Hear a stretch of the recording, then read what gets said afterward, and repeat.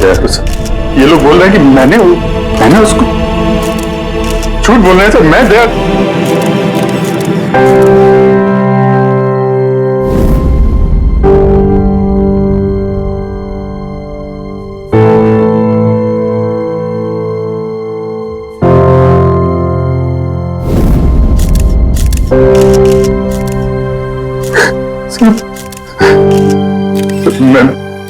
मुझे पता नहीं सर। मैंने कब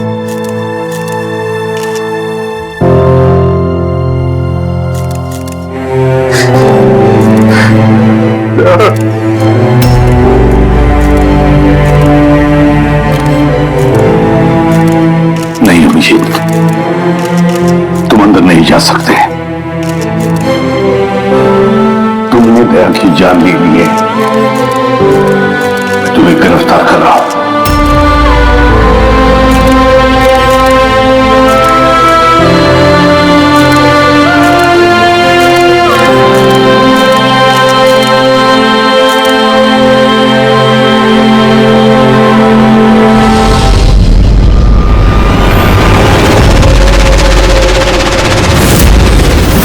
सर, जिसका खून हुआ है उसका नाम डीके है, एक प्राइवेट डिटेक्टिव। उसके मेड ने लाश देखी सुबह।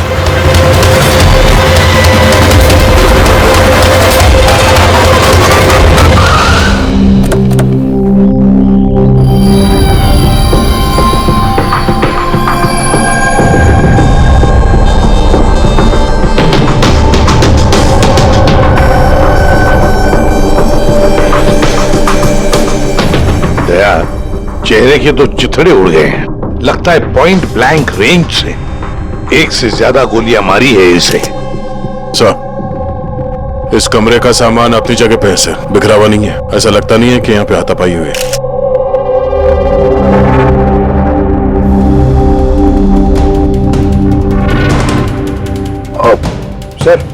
सर ये कबर्ड और सेफ तो खुला हुआ और सब सामान अपनी जगह पे भी है। ऐसा लग रहा है कि इसको किसी ने हाथ ही नहीं लगाया।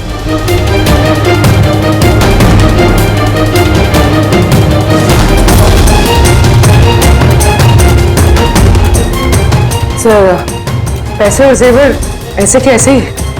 लगता है खूनी को जो चाहिए था शायद वो वही निकल गए। सर, गोली।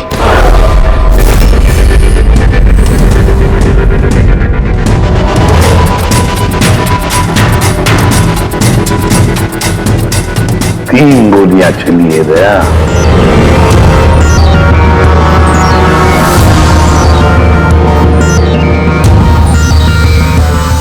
सर, आप रेडी?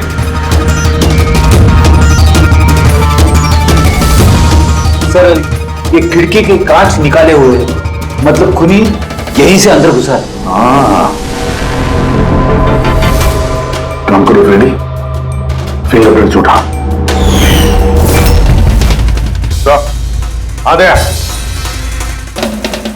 डीके का मोबाइल फोन सर। बनने से पहले डीके ने 3 बार किसी संजय को कॉल किया। संजय? किसी संजय को जान किया? नहीं साहब। रात 1 बजे से 2:30 बजे के बीच में 3 बार। संजय की डिटेल निकालो सर। हाँ, और हाँ दया, ये अभिजीत कहाँ रह गया? तुमने उसे फोन करके कहा था ना यहाँ आने के लिए क्राइम सीन पर? हाँ सर, बताया था। शायद कहीं ट्रैफिक में फंस गया होगा। ट्रैफिक में? फोन करो उसे, कहो इसी वक्त आ जाए यहाँ पर। सर। हाँ।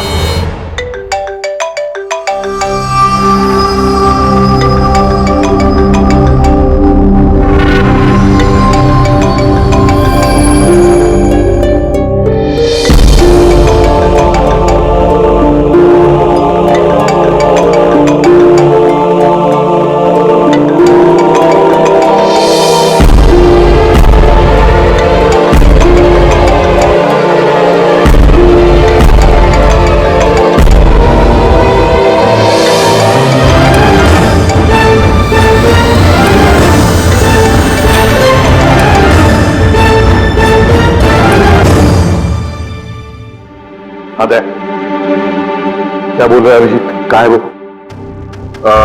सर वो और तबीयत थोड़ी खराब है उसकी, वो डॉक्टर के पास जाएगा और शायद वहां से सीधे ब्यूरो पहुंचेगा। कोई प्रॉब्लम है? नहीं सर, कोई प्रॉब्लम नहीं। समझ में नहीं आता, ये अभिजीत दिल्ली से आने के बाद कुछ अजीब सा बर्ताव कर रहा है।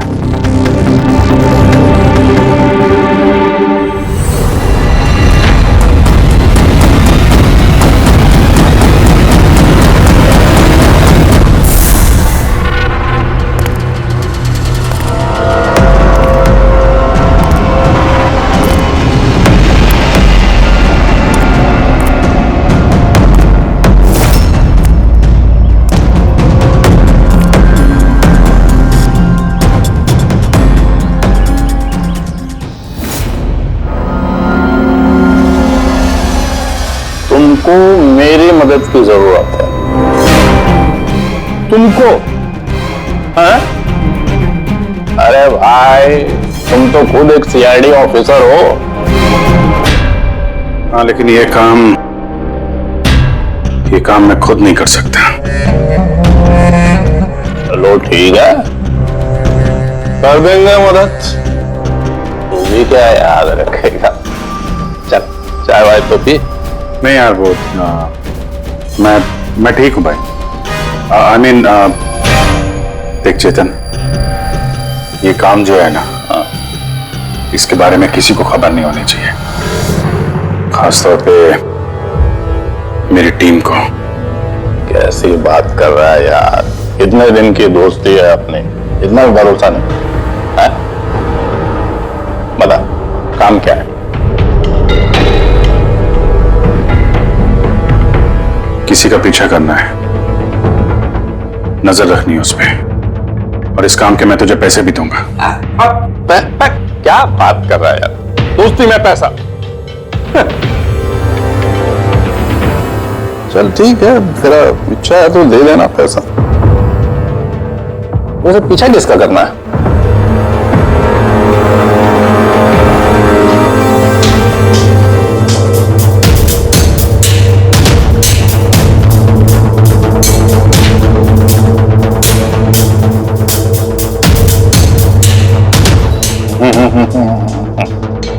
अभिजीत, लगता है तूने गलती से गलत फोटो दे दिया है। कोई गलत फोटो नहीं है, तुझे इसी का पीछा करना है।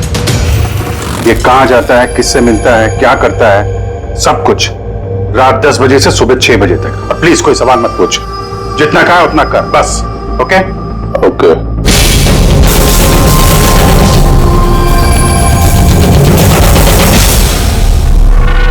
या तो अभिजीत पागल हो गया है, या बहुत बड़ा कोई गेम चल रहा है।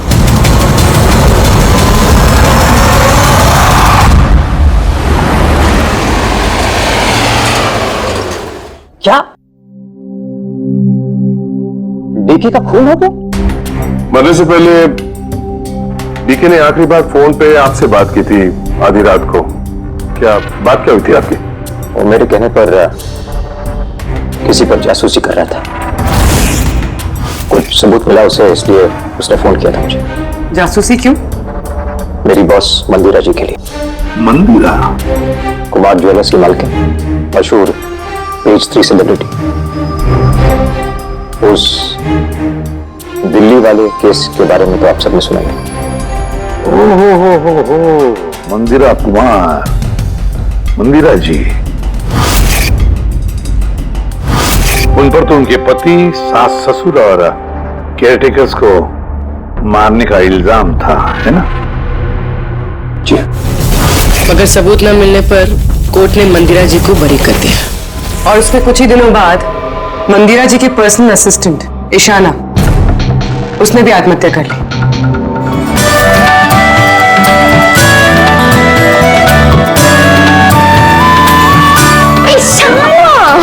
हाय मारिया, तू आज भी नहीं ठोकई ना? जल्दी जाओ, संजय सर तुम्हारा वेट करे कब से। गॉड, संजय सर इतनी जल्दी क्यों आ रहे? आ भी गए और बहुत गुस्से में। ओह गॉड, तू मेरा बैग संभाल, मैं आती हूँ।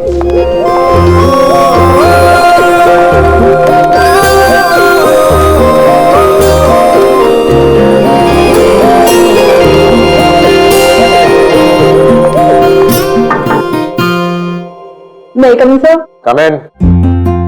Sorry, sir. Sorry, sir. Sorry, I'm so sorry. What is this, Ishana? ये कोई टाइम में ऑफिस आ रहा था? सर ट्रैफिक बहुत ज्यादा था। और ट्रैफिक ये क्या रोज रोज का एक्सक्यूज है तुम्हारा? इस ऑफिस में बाकी लोग भी इसी ट्रैफिक में आते हैं ना?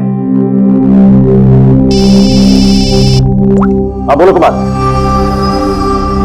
नहीं 30 दिसंबर के पहले कुछ नहीं हो सकता है। अरे तुम जानते हो यार, 30 दिसंबर को मंदिरा मैम का इवेंट है मुंबई में, उसके पहले जो कुछ भी होगा उसके बाद होगा। हाँ हाँ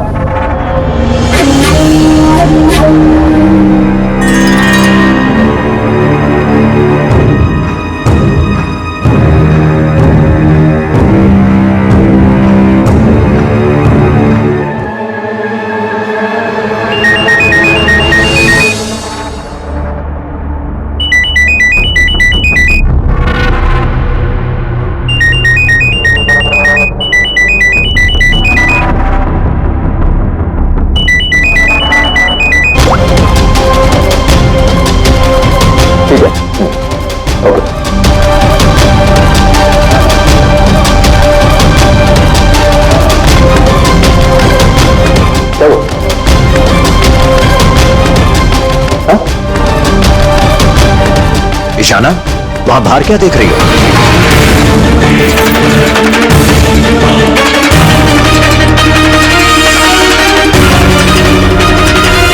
मेरे कैबिन की खिड़की से कूदकर आत्महत्या की थी उसने।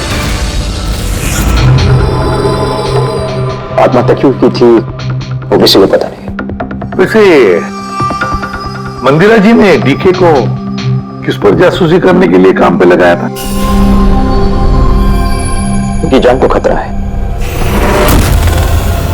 डीके वही पता लगाने की कोशिश कर रहा था। जान को खतरा किससे? दरअसल कोर्ट से बरी होने के बाद कोई मैम को धमकियां दे रहा था। ये धमकियां फोन पर ही? जी हाँ, फोन पे भी, अनजान नंबरों से और टाइप किए गए चिट्ठियों से भी। मैम दोबारा पुलिस के चक्करों में पड़ना नहीं चाहती थी, इसलिए डीके को हायर किया था उन्होंने। तो कुछ पता चला डीके को? उसके हाथ कुछ सबूत तो लगा था कि उसने एक पेन ड्राइव में सेव करके रखा था। वो पेन ड्राइव वो मुझे देना चाहता था, इसलिए दिल्ली से मुंबई आया था मैं। तो डीके के घर में उसका लॉकर खुला हुआ था, तो कहीं उस लॉकर से ये पेन ड्राइव चोरी तो नहीं हुआ था? हो सकता है दया। उसके घर में हमें एक लैपटॉप भी मिला सर, शायद उसे कुछ पता चल जाए। मंदिरा ऐसे कैसे कर सकती है? उसने अराउंड फ्रीज कर दिया। अभी आपको समझते क्या है? अब सब कुछ उनकी मर्जी से होगा। ये लोग कौन? सीआईडी। वैसे हम संजय से मिलने आए थे। आप दोनों कौन हैं? सर ये कायरा है, मिस्टर कुमार, मेरा मतलब मंदिरा मैम की बेटी। और ये मैम के बहनोई हैं, मिस्टर सबीर। हम मंदिरा जी और उनके पूरे परिवार से कब मिल सकते हैं? क्योंकि उनकी जान की हिफाजत अब हमारी जिम्मेदारी है। इनफैक्ट मंदिरा मैम, कायरा के चचेरे भाई शिखर और उनकी पत्नी अमारा सब आज रात को ही आ रहे हैं। 30 दिसंबर को कुमार ज्वेलर्स का एनुअल चैरिटी इवेंट है, उसमें शामिल होने के लिए। तो ठीक है, कल सुबह सुबह ही मिलते हैं।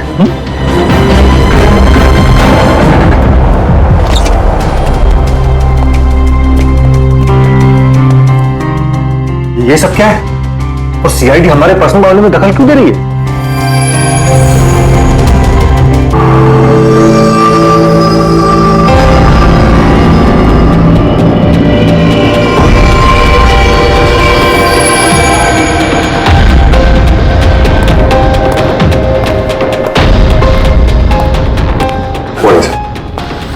हेलो सर, अब तबीयत कैसी है आपकी?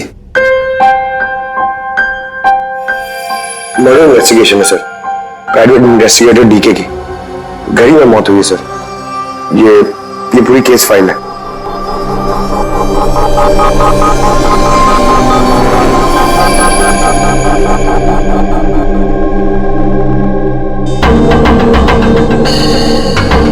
सर ये तस्वीरें उसके घर की हैं। घर की तस्वीर है, उसी के घर की तस्वीर है, और यहीं पे इसका मर्डर हुआ है ना?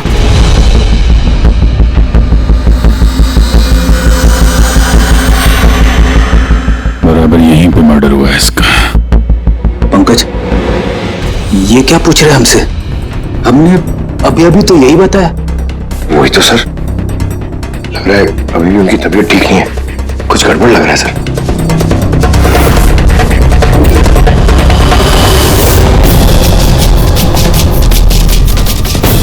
अभिजीत,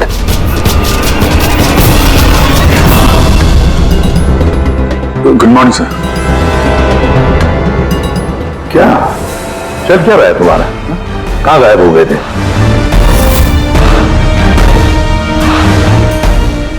अरे अभिजीत, तुम्हारी तबीयत खराब थी ना, तो डॉक्टर के पास जाना था, यहाँ क्यों? हाँ सर, वो कुछ दिनों से थोड़ी गड़बड़ चल रही है सर, पर अब ठीक है। I am better now. या गड़बड़ चल रही थी। सर, डीके संजय को जो पेनड्राइव देने वाला था, तो उसका जो डेटा है वो हम हासिल करने का एक तरीका है सर। पेनड्राइव तो मिला नहीं ना रे, तो फिर डेटा कहां से लाओगे? सर है ना, एक तरीका है, वो हम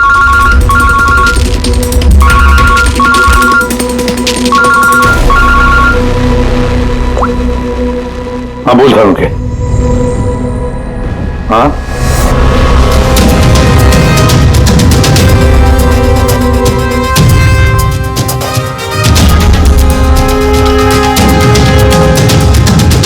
है सर।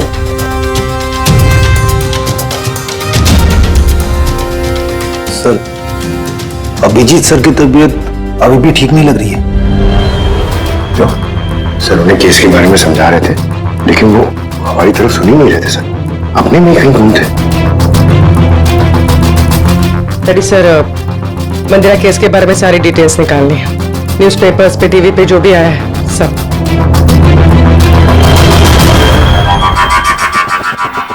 घर में घुसने का एक ही रास्ता है, मेन गेट, और चाबी डीके और उसके घर के मेट के पास रहती है। बाथरूम की खिड़की, मतलब कातिल ने बाथरूम की खिड़की का कांच निकाला और अंदर घुसा, और उसके बाद अभिजीत क्राइम सीन पर था भी नहीं, और यहाँ पे तो बाथरूम का कोई फोटो भी नहीं है, तो फिर इससे ये सब कैसे पता? अभिजीत मुझसे कुछ छुपा रहा है, मगर क्या?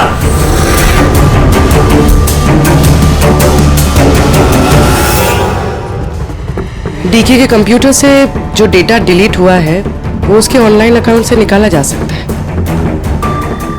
बस एक बार ये पासवर्ड मैच हो जाए।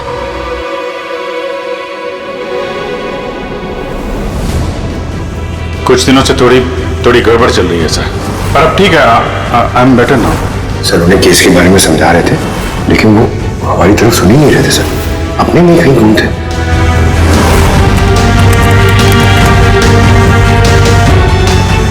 यस सर, पासवर्ड मैच हो गया।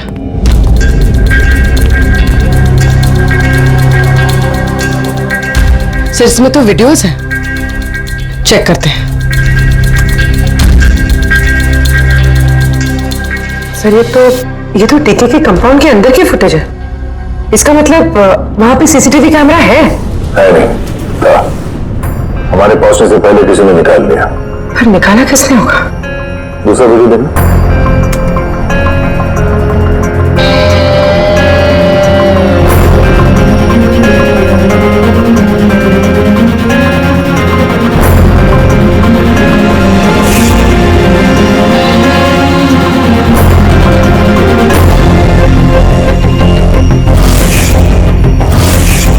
ये कैसे हो सकता है?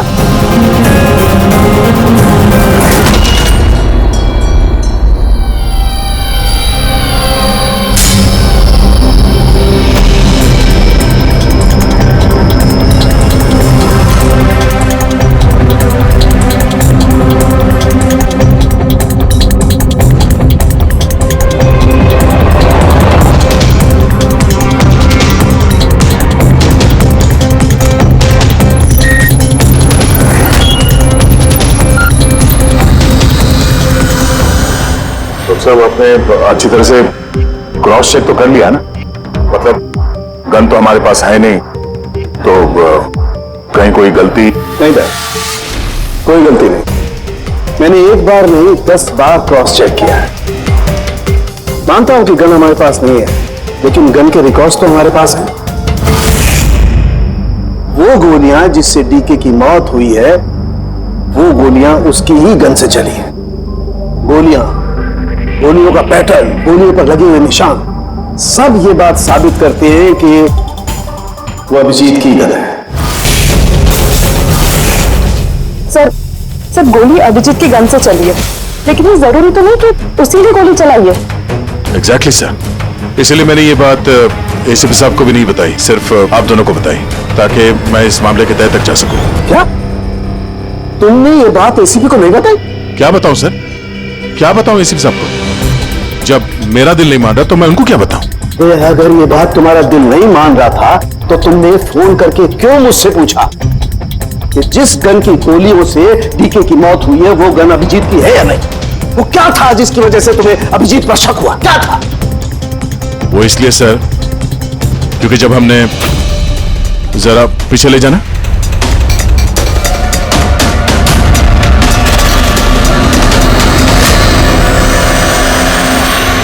अभिजीत डीके के घर में? तो दया, फिर भी तुम अभिजीत को बचाने की कोशिश कर रहे?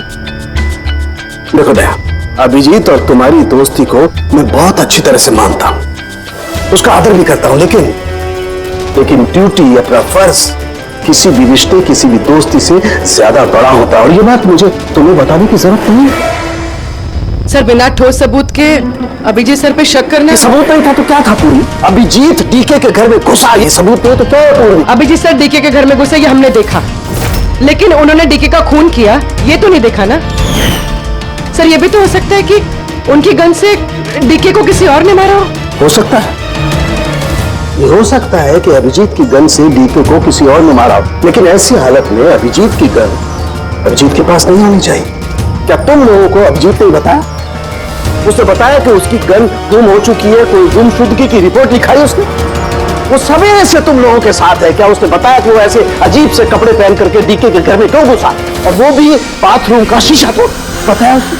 बताया? सर आपके सारे सवालों का जवाब मैं अभिजीत से पूछ लूंगा, पर सर तब तक के लिए प्लीज सर, तब तक के लिए एसीपी साहब को कुछ मत बताना। मैं तुम लोगों की हालत को समझ रहा हूं, मुझे खुद भी अच्छा नहीं लग रहा है। Please sir, please. ठीक है, कल सुबह तक, दया मैं कल सुबह तक का टाइम तुमको देता हूं। या तो सच का पता लगा लो, या फिर ये सारी की सारी बात खुद एसीपी को बता दो। अगर तुमने एसीपी को ये बात नहीं बताई तो फिर मैं खुद प्रद्युमन को ये सारी की सारी बातें बताऊंगा।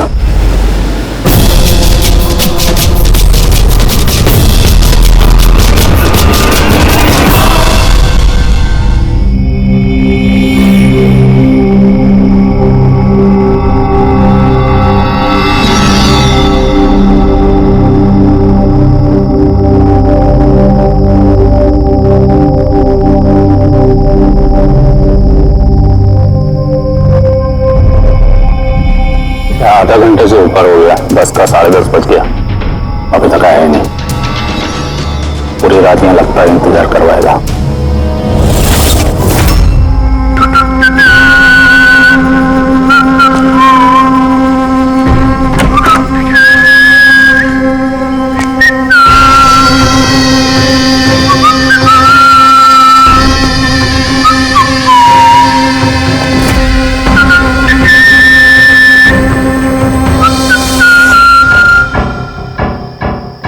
तुझे इसी का पीछा करना है।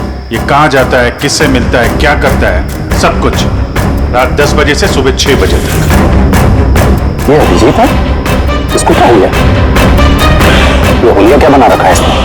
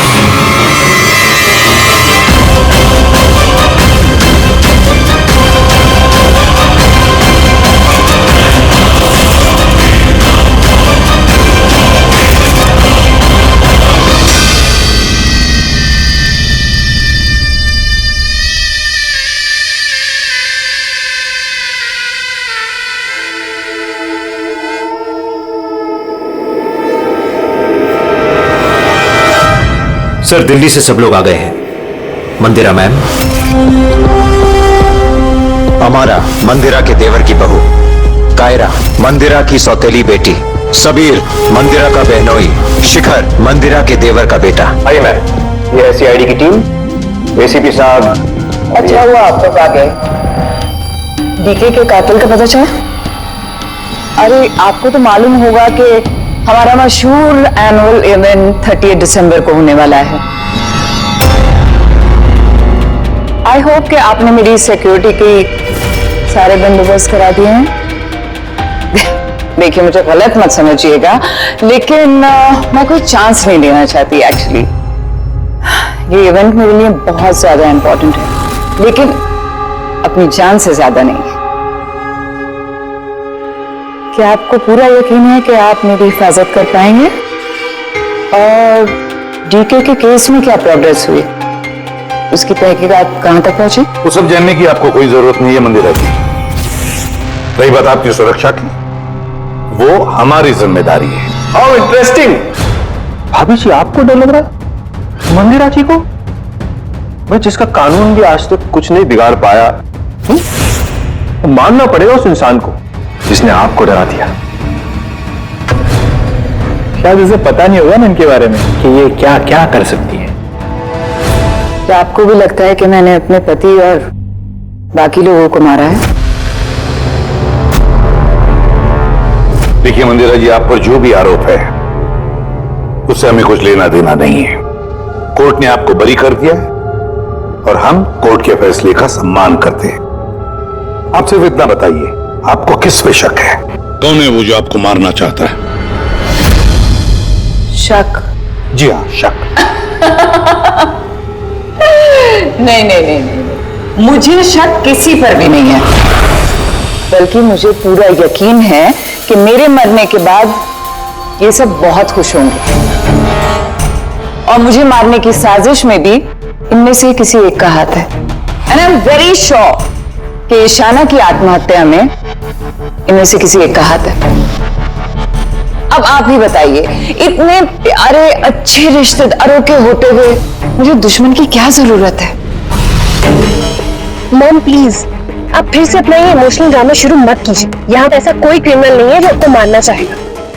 राइट। खुद को बेगुनाह और बाकी सबको विलन समझना, ये तो भाभी की पुरानी आदत है। आई स्वेयर मैंडी, मुझे तो इस कहानी पे यकीन ही नहीं है। कौन मारना चाहता है तुमको और किसने धमकियां दी हैं? कहाँ है वो धमकी भरे खत? हाँ मंदिरा जी, कहाँ है वो खत? वो मुझे याद नहीं, मैंने फेंक दिया। सी, आई न्यू कि आप यही बोलोगे। सो कन्वीनियंट। बस हो गया। आप लोग एक दूसरे पर कीचड़ उछलना बंद कर दीजिए और एक बात अच्छी तरह से याद रखिए, हमें सब पर शक है। और जब मैं सब पर कहता हूं उसका मतलब है आप सब पर शक है, आप सब पर। और एक बात, हमारी परमिशन के बगैर आप ये शहर छोड़ नहीं सकते। कोई भी शहर छोड़कर नहीं जाएगा। अगर जरूरत पड़े तो हम आपको दोबारा बुला लेंगे। Thank you very much. Thank you.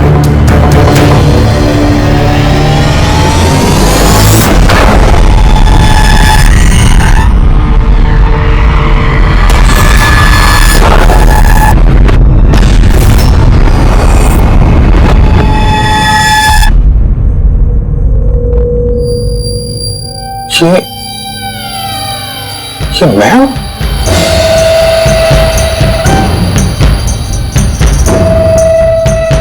ये कपड़े पहन के घूम रहा था। से कपड़े तो रोज सुबह मेरे वॉशिंग मशीन में धुल रहे होते हैं।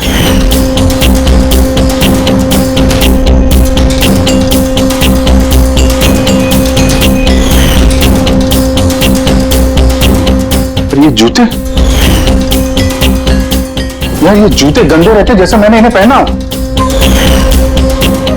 लेकिन मुझे याद नहीं मैं ये कपड़े कब पहनता। सच में मुझे क्या हो रहा है मेरे साथ? कार में कौन है? किससे बात कर रहा हूं मैं? कौन है कार में? नहीं, मैंने नहीं देखा। तुम बात कर रहे थे, तुम्हें पता होगा। और तुम कल तो मुझे पहचाने।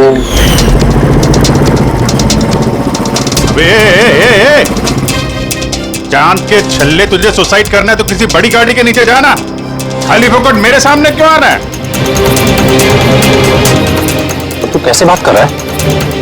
और ये क्या बन के घूम रहा है तू? ये अपुन का स्टाइल है, टोनी का स्टाइल। तू कौन? मैं कौन? मुझे नहीं पहचानता है? और ये टोनी कौन है? अरे टोनी अपुन है, और कौन? यार अभिजीत, देख यार, किसी केस के सिलसिले में तू ऐसा कर रहा होगा तो मुझे बता दे यार, डरा मत भाई। अदरा अदरा, कौन अभिजीत? कौन सा केस? ये तू क्या बोल रहा है ना, मेरे भेजे में कुछ घुस नहीं रहा है, समझा? टोनी नाम है मेरा, टोनी। टोनी से पंगा नहीं लेने का, समझा? चल हवा आने दे, टोनी को जाने दे।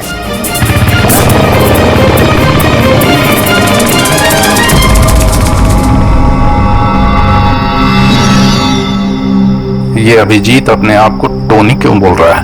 टोनी? कौन कौन टोनी? सच में तेरे को कुछ भी याद नहीं है? नहीं, मुझे कुछ याद नहीं, सच कह रहा हूं मैं। मतलब तू कार में उन लोगों से बात कर रहा था, उसके बाद तू गेस्ट हाउस के अंदर गया। Guest house? हाँ, फिर थोड़ी देर बाद तू बाहर आया। मैं गेस्ट हाउस के अंदर गया? मैंने अंदर क्या किया है? तूने देखा कुछ किया मैंने? मैं कैसे देख सकता हूं, मैं तो बाहर था ना। क्या हो रहा है? मुझे वहां जाना होगा। कहां है? कौन सा गेस्ट हाउस है ये? है?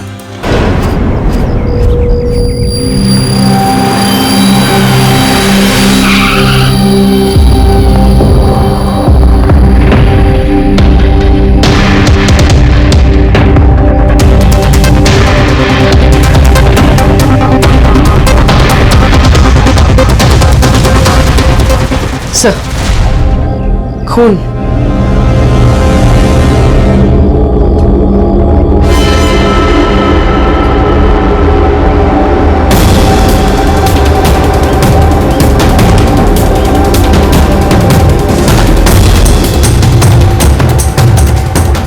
अभिजीत?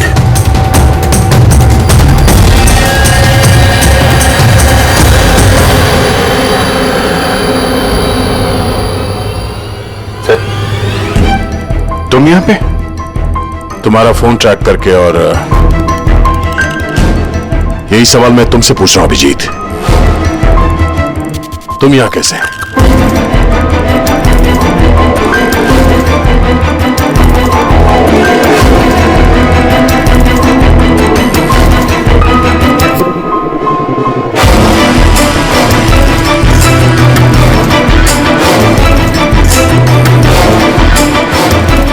नहीं, ये मैं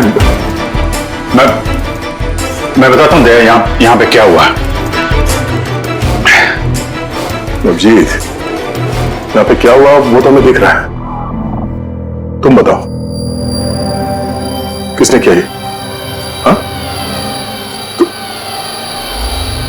तुमने इन दोनों को मारा? मैंने? अभिजीत, मैं तुमसे कुछ पूछ रहा हूं। तुमने मारा इनको? हाँ। सर आप अभिजीत सर पे इल्जाम लगाए हैं सर। मुझे इल्जाम लगाने की जरूरत नहीं है पूर्वी, तुम देख नहीं रही हो?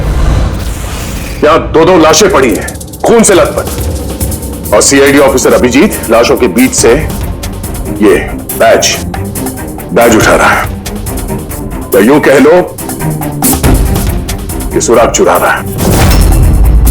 अभिजीत, मैं फिर पूछ रहा हूं तुमसे, मुझे तुम्हारे साथ अपराधियों जैसे बर्ताव करने पे मजबूर मत करो। तो क्या करूं मैंने? क्या बोलूं मैं? अगर मैं बोलूं कि मैंने ये नहीं किया तो मानोगे? अगर मैं कहूं कि मुझे पता नहीं कि मैंने किया है या नहीं? आई नो, मैं अनर्गल बोल रहा हूं, लेकिन तुम लोग तो मुझे जानते हो ना। अभिजीत, यहां मेरे सामने जो सबूत पड़े हैं उनको देखकर हम कुछ कह नहीं सकते। मुझे अपना फर्ज निभाना होगा।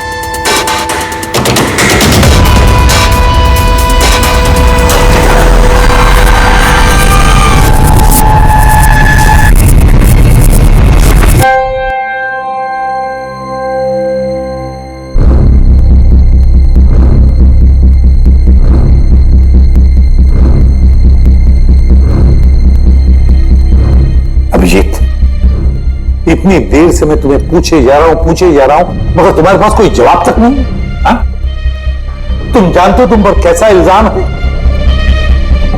कुछ समझ रहे हो तुम? सर वो नहीं, बस तुमसे ये उम्मीद नहीं थी दया। इतना सब हो गया, तुमने मुझे बताया तक नहीं? क्यों नहीं बताया मुझे दया? ये तो समझ के तूने मुझे बताया, वरना पता नहीं। दया, मैंने वही किया जो सही था। बताओ मुझे, क्या तुमने ये खून किया है? अभिजीत, क्या ये खून तुमने किया है? मुझे नहीं पता सर। पता नहीं कैसे?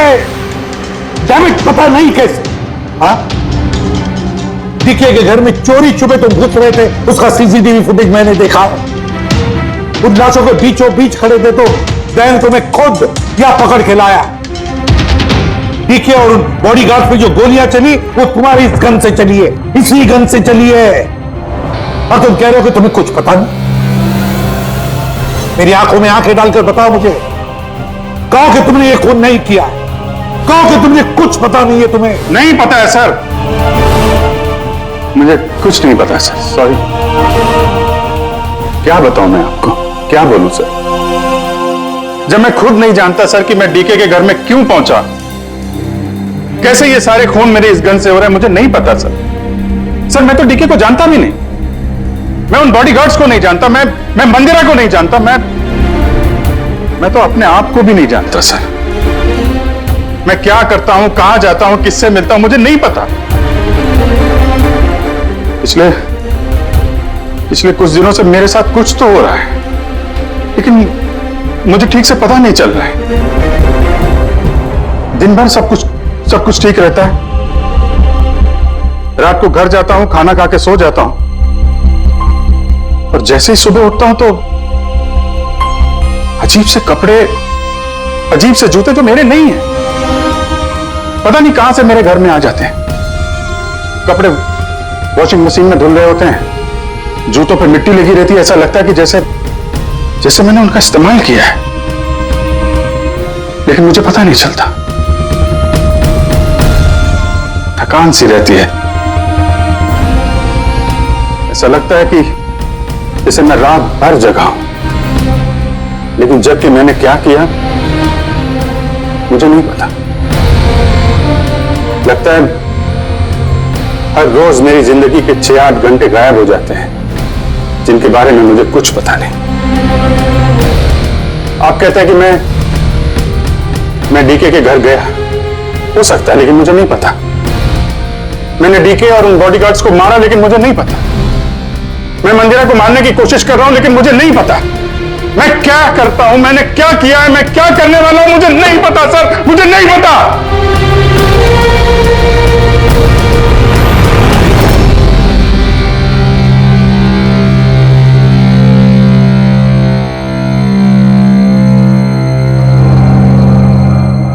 देखो अभिजीत,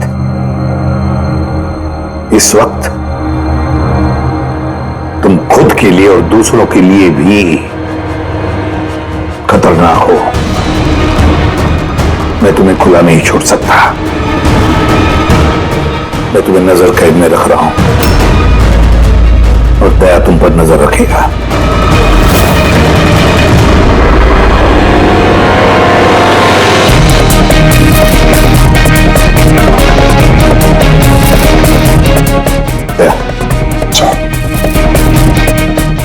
बात अच्छी तरह से याद रखना, तुम अपने दोस्त पर नहीं बल्कि एक कातिल पर, एक खूनी पर नजर रख रहे हो। एक ऐसा आदमी जिसका मानसिक संतुलन बिगड़ चुका है। अब से इस केस की तहकीकात मैं खुद करूंगा और तुम अभिजीत को रोकोगे कोई भी जुर्म करने से। अगर उसके लिए तुम्हें अभिजीत पर गोली भी चलानी पड़े तो वो तुम चलाओगे। Is that clear? Yes sir.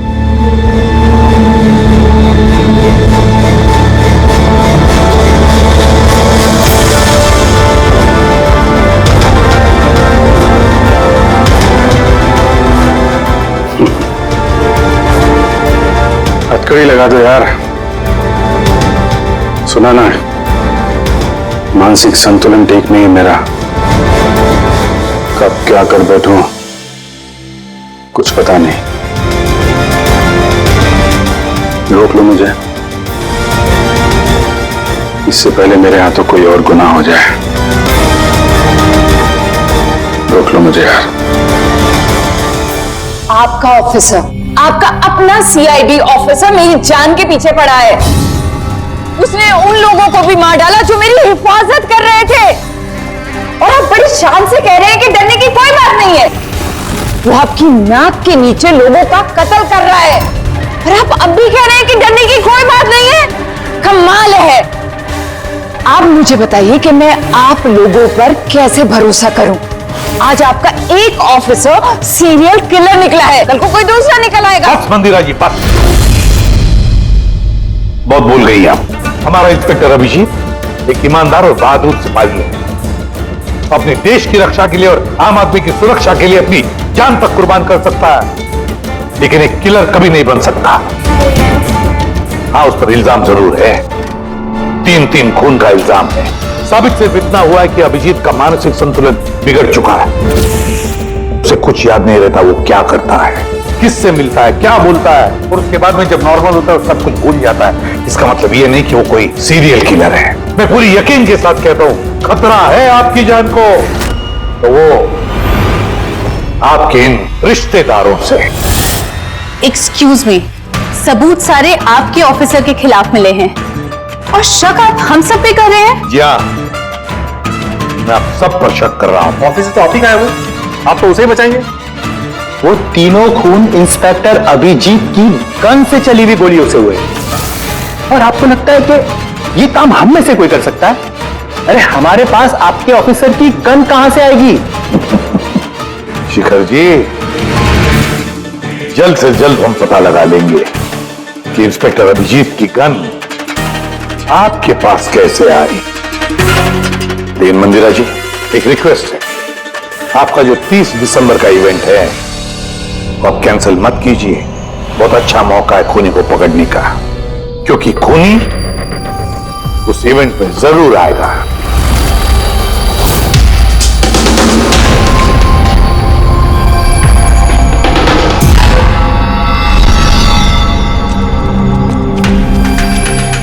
Sir हाँ संजय, क्या बात है? आप अभिजीत सर के बारे में कुछ कह रहे थे कि उनके जहन में कोई और शख्सियत घुस जाती है, याददाश्त उनकी, मतलब उन्हें रात के कुछ घंटे याद नहीं रहते। हाँ, बिल्कुल ऐसा ही, एग्जैक्टली ऐसा ही किसी और के साथ भी हुआ था। किसके साथ? हाँ सर, ईशाना। ईशाना? जिस दिन उसने आत्महत्या की उसके कुछ दिन पहले से बिल्कुल ऐसा बर्ताव करने लगी थी वो। क्या? बस अजीब सी हो गई थी वो, खोई खोई रहती थी। जिस दिन आत्महत्या की उसने, उसके कुछ दिन पहले से एक अजीब सा रिंगटोन लगा रखा था उसने अपने फोन पर, और फिर उस दिन अचानक से वो रिंगटोन बजने लगा और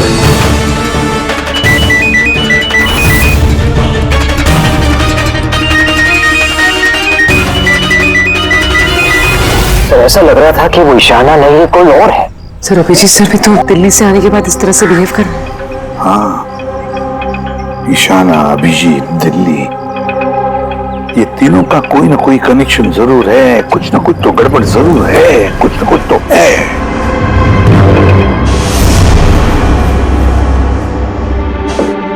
कॉफी।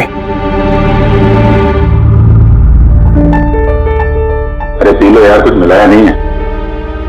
मैं यही हूं और कहीं भागने वाला नहीं। अभिजीत, तुमने हम सबसे ये बात छुपाई क्यों?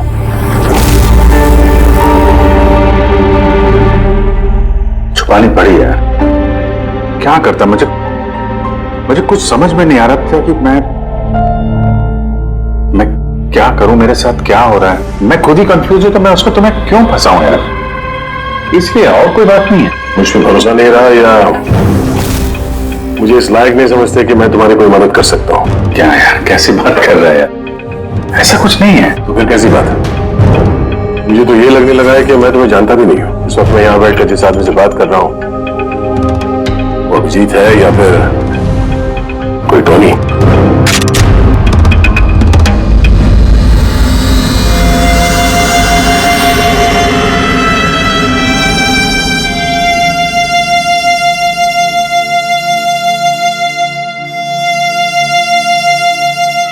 मैं तुम्हें कोई नुकसान नहीं पहुंचाने वाला। अभिजीत हूं या टोनी, सपने में भी नुकसान नहीं पहुंचाऊंगा। गन दिखाने की जरूरत नहीं है। बात यह है ही नहीं कि तुम मुझे कोई नुकसान पहुंचा सकते हो या नहीं। बात यह है कि मैं यहां सिर्फ अपनी ड्यूटी कर रहा हूं और मैं कोई चांस नहीं ले सकता। मैं तो तुम्हें शायद जानता भी नहीं हूं।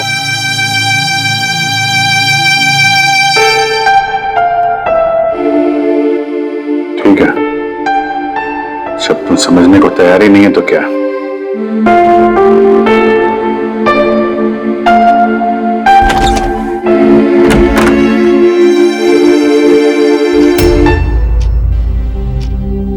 तो डॉक्टर महेश, हमने आपको सारी बात बता दी। अब आप बताइए, आपको क्या लगता है? देखिए, अभी अभी आपने जो कुछ भी मुझे कहा ये अभिजीत और ईशाना के बारे में, उससे एक बात तो बिल्कुल साफ है कि दोनों की कंडीशन एक जैसी है। Artificially induce split personality. इसे सरल शब्द में मैं आपको समझाऊं तो इसमें पेशेंट के दिमाग में उसके अपने व्यक्तित्व के अलावा एक और व्यक्तित्व को प्लांट किया जाता है जो किसी खास दशा, निर्देश, आदेश के मुताबिक चलता है और उसे इस तरह सेट किया जाता है कि वो व्यक्तित्व खास निर्धारित समय पर निर्धारित ट्रिगर मिलने पे उस व्यक्तित्व पे हावी हो जाता है। और जितनी देर ये हावी रहता है वो पुराने व्यक्तित्व के बारे में ना तो कुछ जानता है और ना ही उसे पुराने व्यक्तित्व के बारे में कोई भी चीजें याद रहती है। ये इंसान का दिमाग है। इस दिमाग के दो मुख्य हिस्से हैं, सचेत मस्तिष्क यानी कि कॉन्शियस स्टेट ऑफ माइंड जिसमें हम अभी हैं, और अचेत मस्तिष्क यानी कि semi conscious state of mind जो हम सब सो रहे होते हैं उस वक्त होता है। और कभी कभी जागते हुए भी किसी नशे या किसी दवाई के असर में हमारा अचेत मस्तिष्क एक्टिव होता है। सचेत और अचेत दोनों ही अवस्था में ही दिमाग अलग अलग होते हैं। इस अवस्था में दोनों ही दिमाग जो सोचते हैं, जो बातें, जो यादें, उसे सेव कर लेते हैं।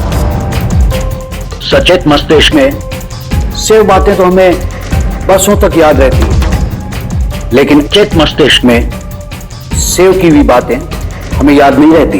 डॉक्टर महेश, ये कुछ हिप्नोसिस जैसा, सम्मोहन जैसा, जिसमें इंसान के दिमाग को कंट्रोल करके उससे कुछ भी करवाया जा सकता है एक रोबोट की तरह से, और बाद में किसी खास आवाज से उस सम्मोहन को तोड़ दिया जाता है और इंसान को कुछ भी याद नहीं रहता। नहीं डॉक्टर सोलंकी, सम्मोहन अलग प्रक्रिया है। सम्मोहन में आप आदमी को तभी तक कंट्रोल में रख सकते हैं जब तक वो सम्मोहित अवस्था में है। सम्मोहित अवस्था से एक बार बाहर निकलने के बाद उसे वापस सम्मोहित करना पड़ता है। ये मुद्दा ही बिल्कुल अलग है। यहां पर इंसान के दिमाग में एक घटना जो बिल्कुल घटी नहीं है, एक व्यक्ति जो है ही नहीं, उसे उस इंसान के अंदर डाला जाता है। उसके दिमाग में यह बात फिट की जाती है। अच्छा, तो तो इसका मतलब यही सब कुछ तो अभिजीत के साथ हो रहा है। किसी भी तरह से अभिजीत को ट्रिगर मिलता है जिसकी वजह से टोनी जाग जाता है। Exactly sir. रात को अभिजीत के सो जाने के बाद उसको जरूर कुछ आवाजें सुनाई देती होगी जो कि उस टोनी के लिए ट्रिगर हो सकती है। वो आवाज सुनते ही टोनी जाग जाता है, लेकिन अभिजीत वहीं सोया रहता है। टोनी जाग जाता है वो टोनी जो खूनी है, जो दरिंदा है, जो मुजरिम है, और अभिजीत के जानने वालों में से वो किसी को भी नहीं जानता। अगर ऐसा है तो अभिजीत के अंदर के टोनी को भी किसी भी तरह से कमांड दिया गया है मंदिरा को मारने का। तो 30 दिसंबर वाले इवेंट में ये टोनी इसे अंजाम देगा, मंदिरा को मारने की कोशिश करेगा। 2 दिन बाद 30 दिसंबर।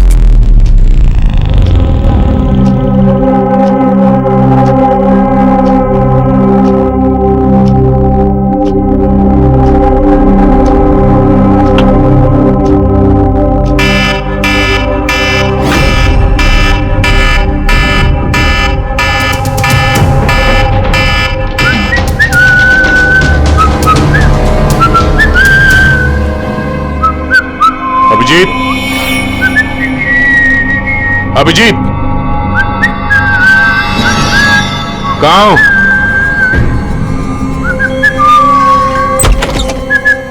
अभिजीत, अभिजीत, ओए, टोनी।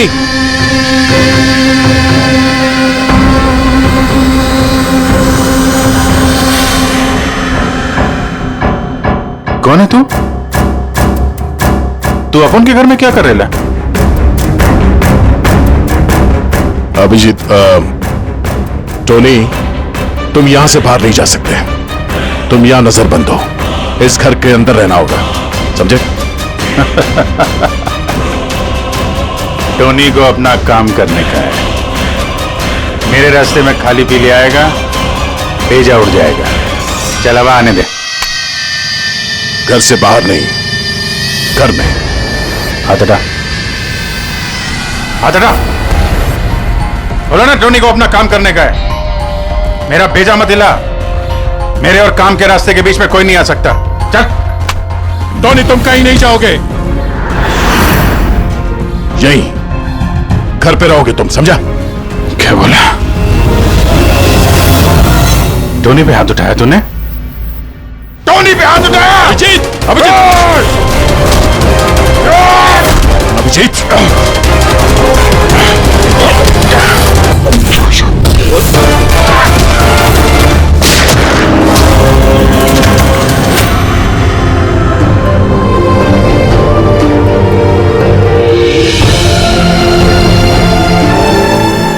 सकते हैं?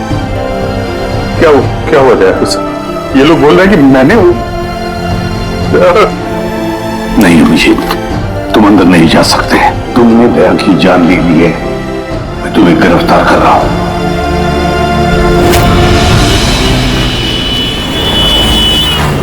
इशाना के फोन रिकॉर्ड्स में डॉक्टर तानिया का नाम कई बार है। आप में से कोई जानता है डॉक्टर तानिया को? आत्महत्या करने से पहले वो डॉक्टर तानिया से मिली थी क्या?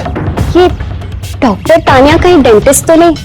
इशाना मरने से पहले कई बार एक डेंटिस्ट से मिली थी। मुझे नाम तो नहीं मालूम, पर हो सकता है ये वही हो।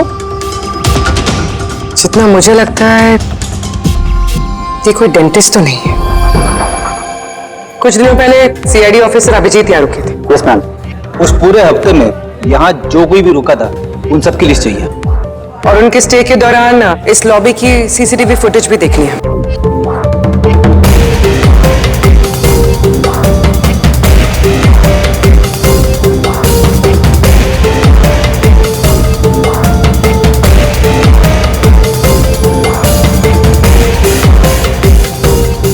एक मिनट पॉज कीजिए।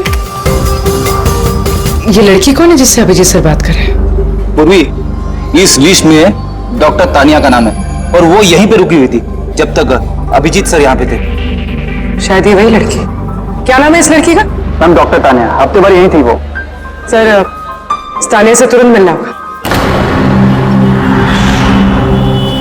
सर, तान्या मुंबई के पैराडाइज होटल में रुकी हुई है। क्या मतलब मुझे टिकट नहीं मिल सकता? लोग, मुझे अभी इसी वक्त इंडिया से बाहर जाना है। Do you understand? Yes. Doctor Tanya? जी, आप कौन? ईशाना, ईशाना की दोस्त, सीआईडी ऑफिसर पूर्वी।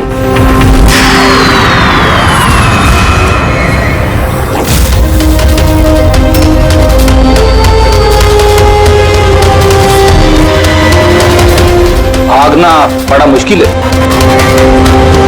कहां भाग रही है तानिया जी? क्या क्या चाहते क्या है आप लोग? अभिजीत के साथ क्या किया तुमने?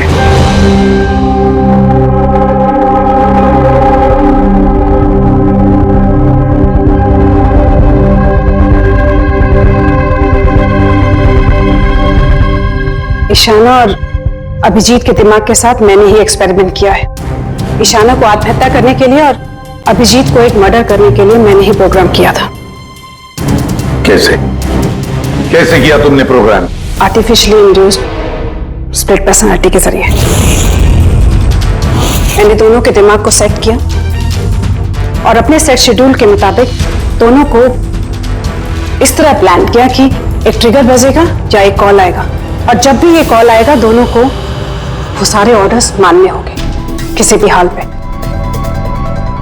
वो फोन नंबर जहां से उनको फोन आते हैं, किसका नंबर है ये? वो एक पीसीओ का नंबर है। ईशाना ने मुझे ये नंबर दिया था अभिजीत के दिमाग में फीड करने के लिए। क्या कहा? क्या कहा तुमने? अभिजीत के साथ ऐसा करने के लिए ईशाना ने कहा तुम्हें? जी। और फिर ईशाना की खुदकुशी, उसका क्या? उसका क्या? वो भी खुद ईशाना ने ही कहा था मुझसे करने के लिए। व्हाट? जी, कहा तो ईशाना नहीं था, बट आई एम श्योर कि इसके पीछे जरूर किसी और का हाथ है जिसके बारे में मैं नहीं जानती। क्यों क्यों करेगी ऐसा वो? ये भी उसकी कोई मजबूरी। हमें किसी भी हालत में अभिजीत को इसमें से निकालना होगा। ले चलो इसे। चलो, वो बाहर नहीं आ सकता। क्यों? मैंने अभिजीत के दिमाग को प्रोग्राम किया है, सम्मोहित नहीं कि जाकर उसका सम्मोहन तोड़ दूं। मैंने अभिजीत के दिमाग में खूनी को प्लांट किया है, टोनी को। यही है वो आर्टिफिशियली इंड्यूस्ड पर्सनालिटी जो अब कभी बाहर नहीं निकलेगा। और मैं चाहूं भी तो भी मैं अभिजीत को इससे बाहर नहीं निकाल सकती, क्योंकि अगर मैंने ऐसा किया तो या तो अभिजीत पागल हो जाएगा या उसकी जान भी जा सकती है। मतलब ये कि जब भी ट्रिगर होगा टोनी मंदिरा को मार के रहेगा, और वो तब तक नहीं रुकेगा जब तक वो वाकई मंदिरा को मार नहीं दे, और इसके बीच में जो भी आएगा वो भी मरेगा। मंदिरा को मारने का ट्रिगर क्या है? क्या ट्रिगर है अभिजीत के लिए? ईशाना के केस में ट्रिगर था एक रिंगटोन, और अभिजीत के केस में ट्रिगर है रिमाइंडर टोन, एक खास तरह का बीप जो मैंने अभिजीत के मोबाइल पे सेट कर दिया था। हम अगर अभिजीत मंदिरा को कैसे मारेगा? क्या प्रोग्राम किया है तुमने, बताओ। वो तब तक मंदिरा को चाकू से मारता रहेगा जब तक कि बहुत सारा खून नहीं बह जाता। और कितने बजे के लिए प्रोग्राम किया ये? 10 बजे। माय गॉड, सिर्फ 2 मिनट बाकी है। गिरफ्तार कर लो इसे।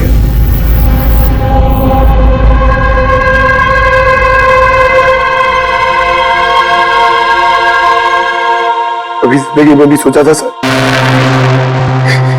कि आपके ऊपर मुजरिमों की तरह नजर रखनी पड़ेगी।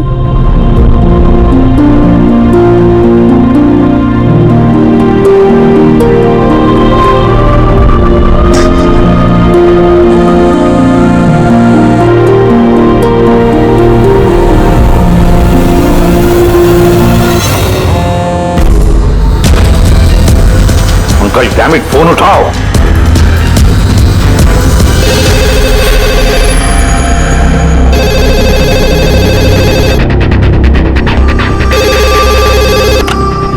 हेलो पंकज, कहां थे तुम?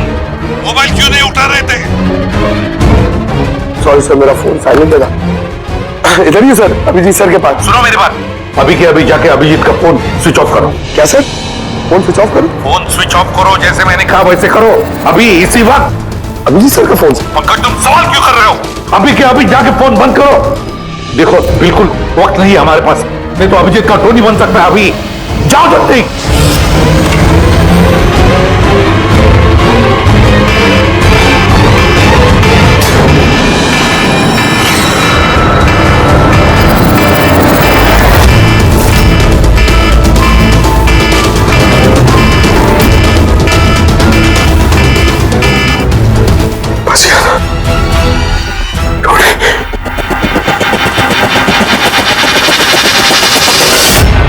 अभिजीत सर, अभिजीत सर कहाँ गए? Abhijeet sir, Abhijeet sir,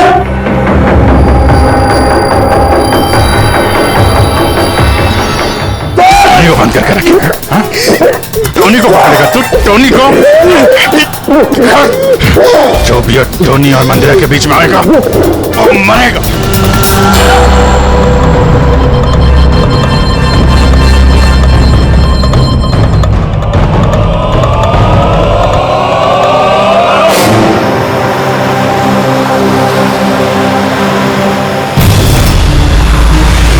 sir यही चैरिटी इवेंट का वेन्यू है।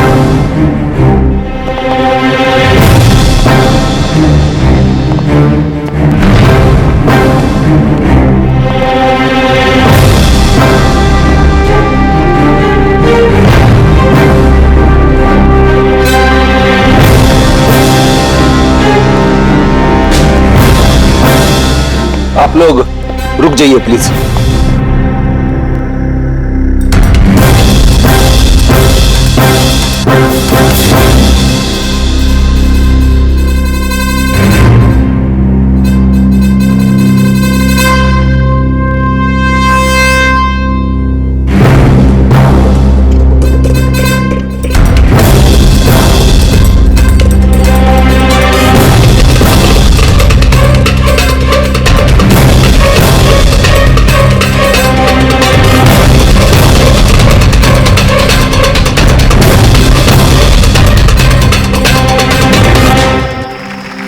हेलो लेडीज एंड जेंटलमैन, हर साल की तरह इस साल की जो ये शाम है वो बहुत खास है, क्योंकि ये शाम है मंदिरा ज्वेलर्स के एनुअल चैरिटी इवेंट की, जिसमें जमा की गई सारी राशि दिल्ली और मुंबई के अनाथ आश्रमों और वृद्ध आश्रमों को जाती है। क्या बात है, तालियां बनती है इस बात पे डीकेसी चैरिटी के लिए।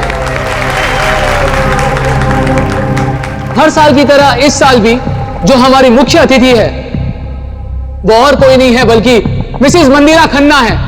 तो आइए दोस्तों, आप सभी की जोरदार तालियों के बीच हम स्वागत करते हैं मिसेस मंदिरा खन्ना का। Mrs Mandira Khanna.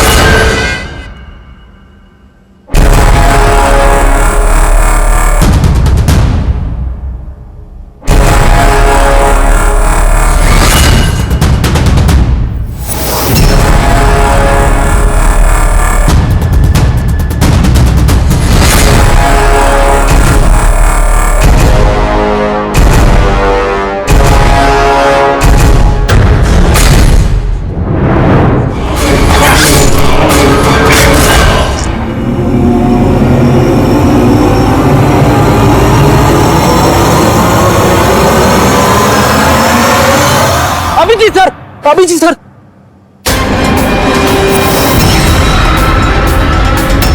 Sir, sir, light on. Sir, sir. अब जी ठीक है सर, जल्दी से हॉस्पिटल ले चलो, जल्दी आओ।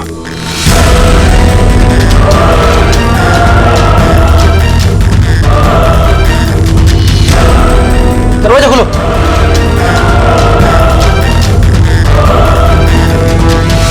मंदिरा जी, टोनी ने अपना मिशन पूरा किया, मंदिरा जी को मारने का। वैसे हम पर भरोसा करने के लिए बहुत बहुत शुक्रिया मैम। ये आप लोग मुझे यहाँ क्यों लाए? मुझे तो स्टेज पे होना चाहिए ना। मैडम, हमारा एक प्लान है। प्लान? पूर्वी,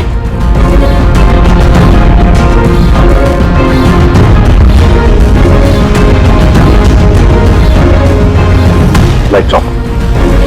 मंदिरा जी,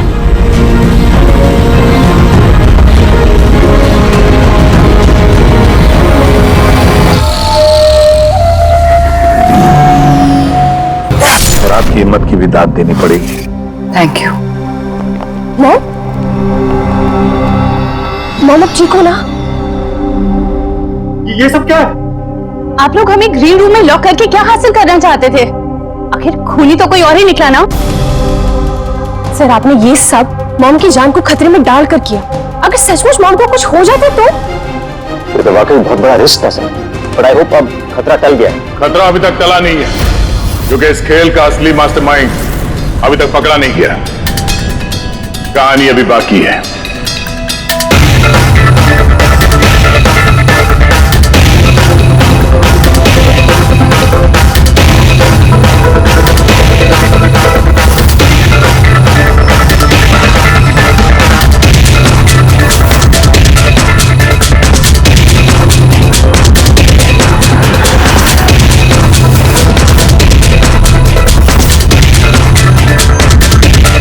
क्या हुआ? मुझे देख के अच्छा नहीं लगा? कभी कभी कातिल तक पहुंचने के लिए हमें मरना भी पड़ता है। इसका मतलब इनके खून की खबर नाटक थी? मेरी मौत से कातिल बड़ा खुश था कि वो कामयाब हो गया, और उसी समय का हमने फायदा उठाया। हम मंदिरा जी को बचाने में लगे हुए थे और दया मास्टरमाइंड के पीछे लगा था। लेकिन असली मास्टरमाइंड है कौन?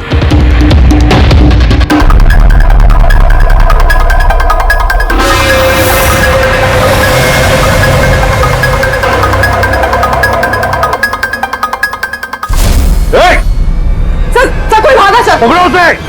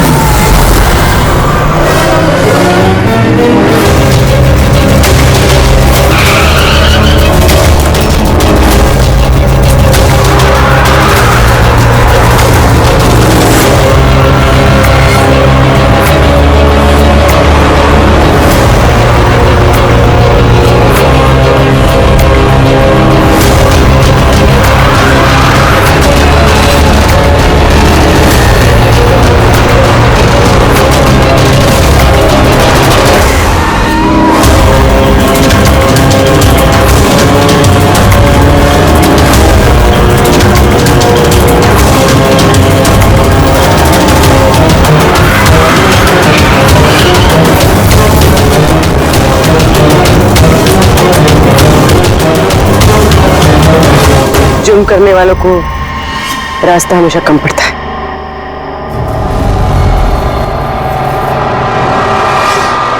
तुम ये सोच रही हो कि हमें कैसे पता चला कि खून तुमने किया? हमें ये तो पता था कि ये मास्टरमाइंड मंदिरा जी के अपने में से कोई है, इसलिए मेरी मौत के बाद सबसे पहले हमने ये पता किया कि आप में से वो कौन है जो अभिजीत को जानता था या फिर उससे मिला था। फिर मुझे याद आया कि क्राइम ब्रांच के सेमिनार के लिए अभिजीत दिल्ली गया हुआ था। उस सेमिनार में आने वाले लोगों की लिस्ट देखी मैंने तो मेरा ध्यान कायरा पे गया, क्रिमिनल साइकोलॉजी की student Kiara.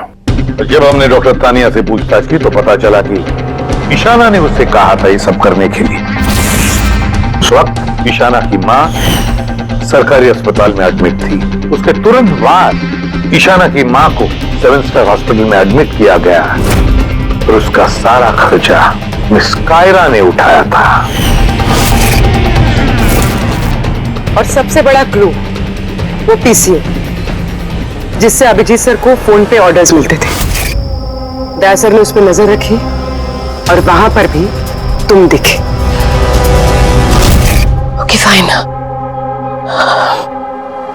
I give up. मान गई कि आप लोग बहुत स्मार्ट हैं, लेकिन सर इस बात से तो आप भी एग्री करोगे ना कि मैं भी बहुत स्मार्ट हूं। हाँ, स्मार्ट तो हो तुम।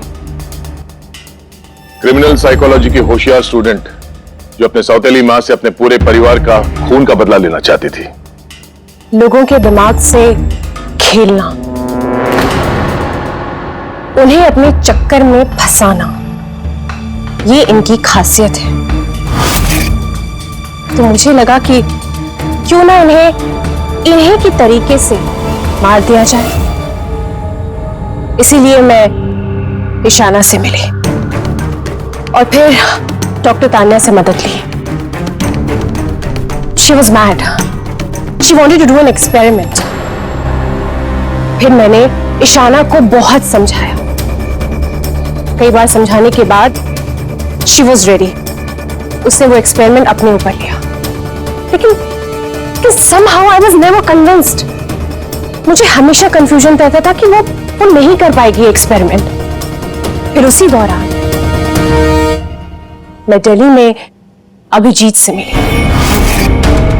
और उनसे मिलने के बाद मुझे लगा कि इतने सच्चे और ईमानदार पुलिस ऑफिसर के होते हुए ये एक्सपेरिमेंट कोई और क्यों करे। तो मैंने और डॉक्टर तान्या ने अभिजीत को मोहरा बनाया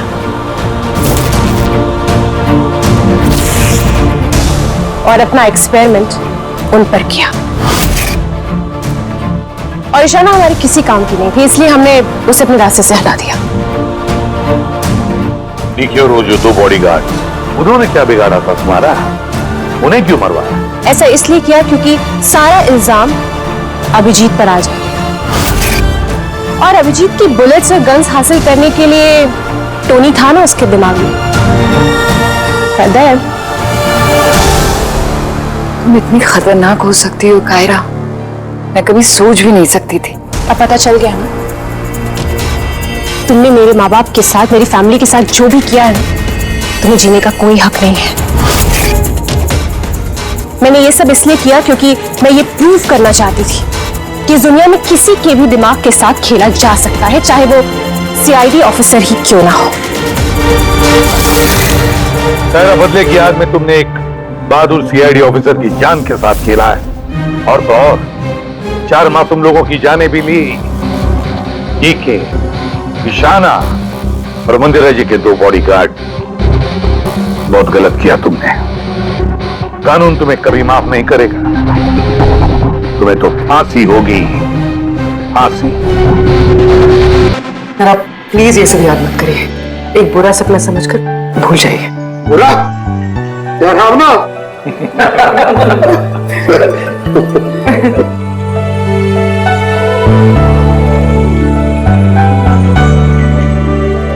बस मैं भूल जाऊंगी। चलो, केस तो सॉल्व हो गया। हाँ, केस तो सॉल्व हो गया, लेकिन क्या? बस अभिजीत के दिमाग में जो टोनी को प्लांट किया गया था वो मकसद पूरा हो गया। फिर अब उसे कोई ट्रिगर्स नहीं आएंगे, कोई कायरा की आवाज सुनाई नहीं देगी, जिसकी वजह से अभिजीत टोनी बन जाता था। हाँ, लेकिन बॉस, लेकिन क्या? बॉस, बात यह है कि टोनी अभिजीत के दिमाग में से कभी नहीं जाएगा। क्या? टोनी अभिजीत की पर्सनैलिटी का हिस्सा बन गया है बॉस। कोई नहीं जानता वो कब, कैसे, कहां सामने आ जाएगा।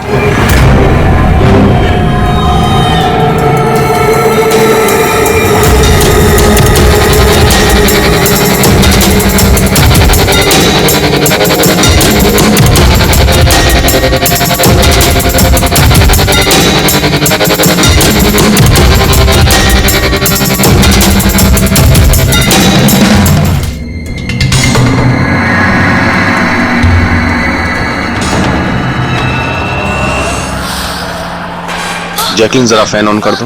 Okay boss. वहां से कुछ लेके तो नहीं आए?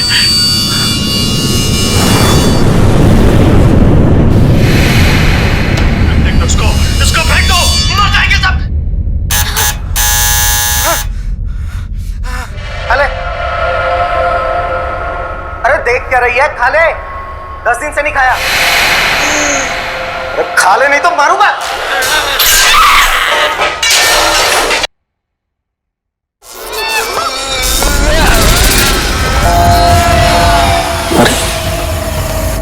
टीवी अपने आप कैसे चालू हो गया?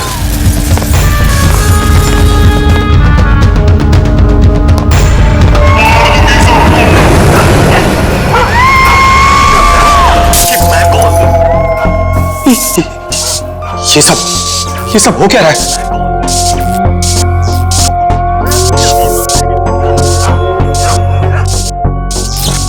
कुछ ना कुछ गड़बड़ है। चेकिंग, दरवाजा खोलो। बॉस, सारे डोर्स को मैंने लॉक कर दिया है।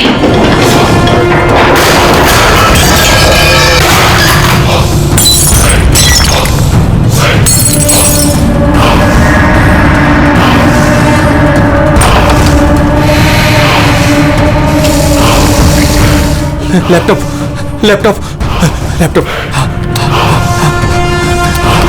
ये ऑन क्यों नहीं हो रहा?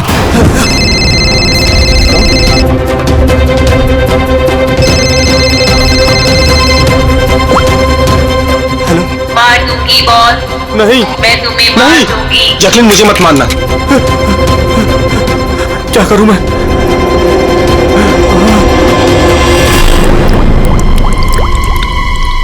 ये पानी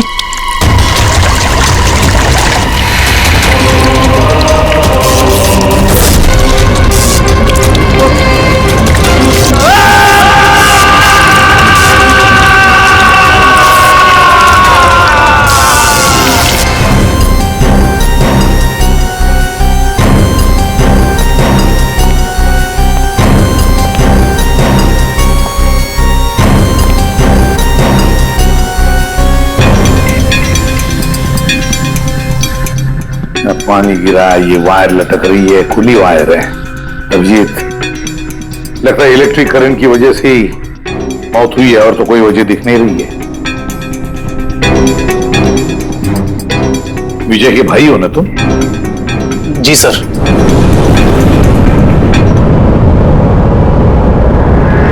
सर, बॉडी पे ना कोई चोट है, ना ही जख्म का निशान है। पंकज, बॉडी को फोरेंसिक लैब भेज दो। मगर सर कोई हादसा नहीं है सर। सर मेरे भाई का मर्डर हुआ है, मर्डर। देखिए, इतने यकीन के साथ कैसे कह सकते हो कि तुम्हारे भाई का खून हुआ है? क्या शक है तुम्हें किसी पर? किसने किया होगा ये? हाँ भैया के एक नहीं बल्कि हजारों दुश्मन है सर। हजारों दुश्मन? वो तेरे कांच का टुकड़ा, ये वास का टूटा हुआ हिस्सा सर ऐसे देख के लगता है कि कोई जबरदस्ती इस घर के अंदर घुसा है। वैसे निधि जी, विजय की दुश्मनी किसके साथ थी? विजय के फैक्ट्री के मजदूर कई दिनों से नाराज थे उन पर, और उन्होंने कई बार उन्हें जान से मारने की धमकी भी दी थी सर। लेकिन आपके घर में कोई घुसेगा भी कैसे? देखिए, इतनी टाइट सिक्योरिटी है, अलार्म सिस्टम है, सीसीटीवी कैमराज है। Yes sir, it's a smart home. हाँ सर, इन्होंने बताया था। यहाँ पर हीटिंग, एसी, लाइटिंग, वेंटिलेशन सब कुछ रिमोट पे चलता है। अच्छा, तो निधि जी, एक और सवाल उठता है कि इतने टाइट सिक्योरिटी वाले हाईटेक घर में ये स्मार्ट हाउस में ये कोई जबरदस्ती अंदर घुस कैसे आया? पता नहीं sir. Nidhi ji, CCTV camera का फुटेज देखना चाहते हैं हम।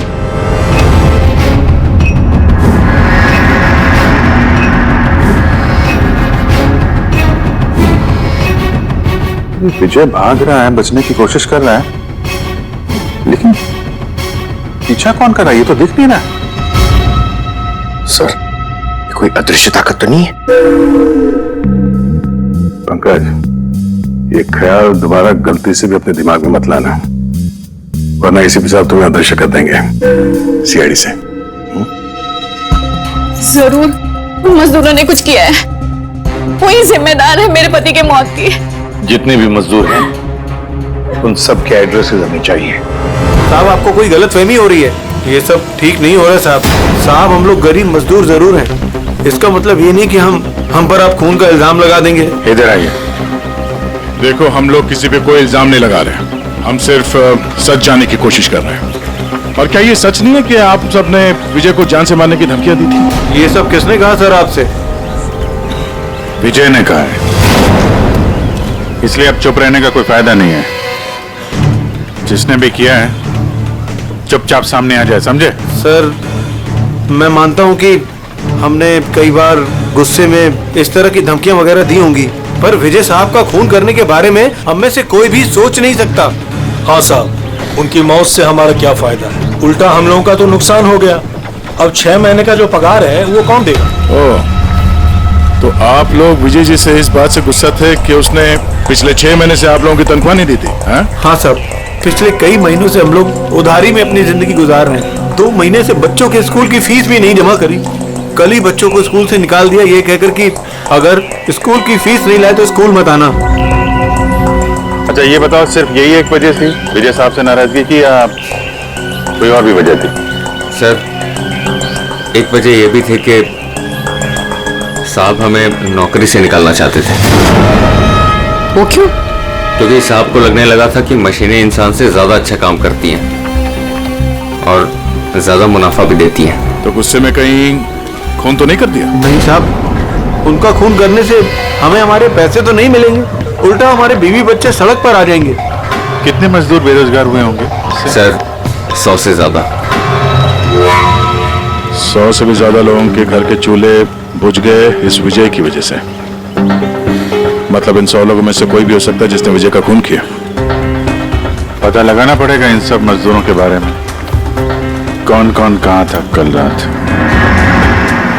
हाँ फ्रेडी, कुछ पता चला मजदूरों के बारे में? कहाँ थे वो विजय के खून के वक्त? सर अभी तक सबका पता नहीं चला सर, प्रोसेस चल रही है। सर आप पूर्वी? सर एक ऐसी बात पता चली है जिसका विजय की मौत से कोई कनेक्शन हो सकता है। क्या बताओ जरा। सर ये देखिए, करीब करीब मौत के वक्त रात 12:09 पे विजय ने अपने अकाउंट से किसी को 50 करोड़ ट्रांसफर किए थे।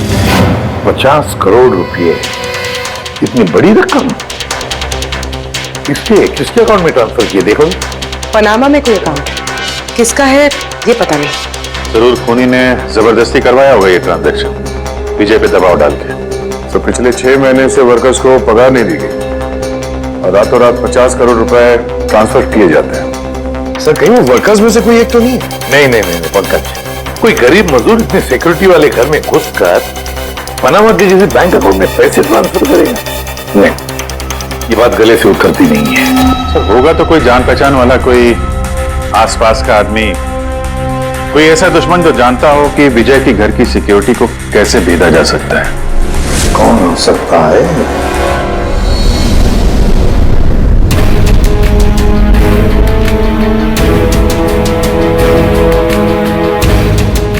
जैकलिन,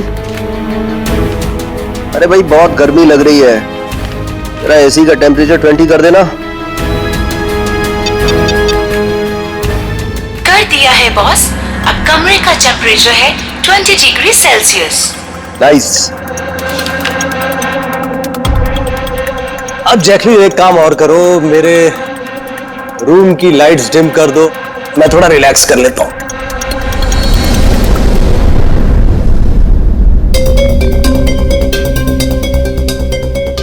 जैकलिन, अरे तुम्हें याद है ना कल मेरी दुबई में मीटिंग है? यस बॉस, मीटिंग की पूरी तैयारियां हो चुकी हैं। अच्छा ये बताओ दुबई का टेम्परेचर कल कैसा रहने वाला है? वैसे तो कल दुबई का टेम्परेचर 21 डिग्री सेल्सियस है, मगर बॉस आपका टेम्परेचर बर्फ से भी ज्यादा ठंडा होगा। क्या मतलब? मतलब बॉस, लाश का टेम्परेचर ठंडा होता है। What? लगता है तुम्हारे सॉफ्टवेयर के साथ किसी ने छेड़छाड़ की है। ऐसा भद्दा मजाक? ये मजाक नहीं है बॉस, ऐसा सच में होने वाला है। वैसे आपकी कोई आखिरी ख्वाहिश? Shut up! क्या बकवास है? कौन है? कौन है? बाहर आ जाओ। बॉस, हम दोनों के अलावा यहाँ कोई नहीं है। वैसे आपको मेरी कंपनी पसंद है ना? Shut up!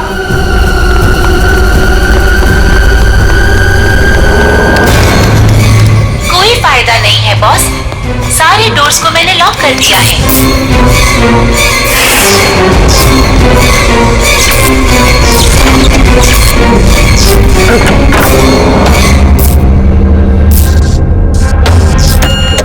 बॉस, आप अंदर कहाँ घुस गए?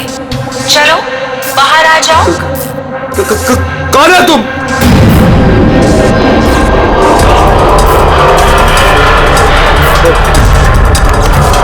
हेलो हेलो हेलो, मैं राजेश कुमार बोल रहा हूँ। मेरी जान को खतरा है। आप लोग जल्दी से मेरे घर पे आ जाइए प्लीज। खोलो जैकलीन, खोलो। बॉस, दरवाजा तभी खुलेगा जब आप मेरी एक बात मानोगे। बोलो तुम्हें क्या चाहिए? क्या चाहिए बताओ, मैं तुम्हें दूंगा। ठीक है, तो अब अपना लैपटॉप खोलो। लैपटॉप? हाँ हाँ हाँ हाँ, बोलो। उसकी स्क्रीन पे एक बैंक अकाउंट नंबर दिखेगा। है नंबर है। अब इस अकाउंट नंबर पे 50 करोड़ ट्रांसफर करो। 50 करोड़? वो भी इतनी बड़ी रकम? 50 करोड़ आपकी जान से ज्यादा है क्या? नहीं, मैं दे दूंगा। मैं तुम्हें 50 करोड़ दे दूंगा। ट्रांसफर कर रहा हूं।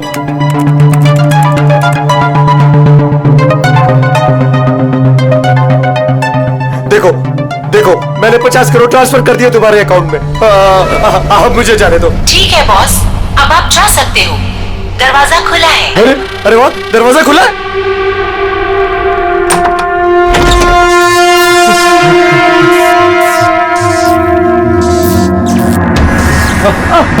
बॉस, मैंने आपको बेवकूफ बनाया। फोन की दूसरी तरफ मैं ही थी। आपकी मदद करने कोई नहीं आएगा।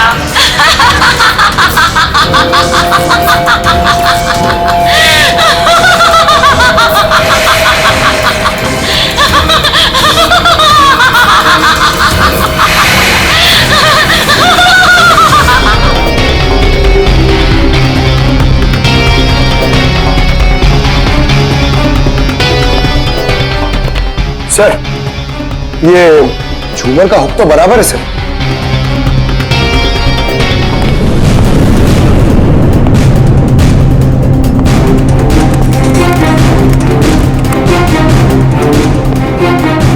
सर ये देखिए, बेडरूम का सीसीटीवी फुटेज।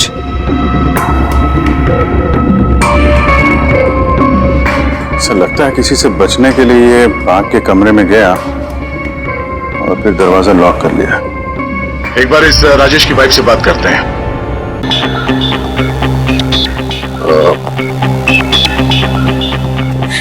मैम, ये राजेश के अलावा वो सिक्योरिटी कोड कौन कौन जानता था?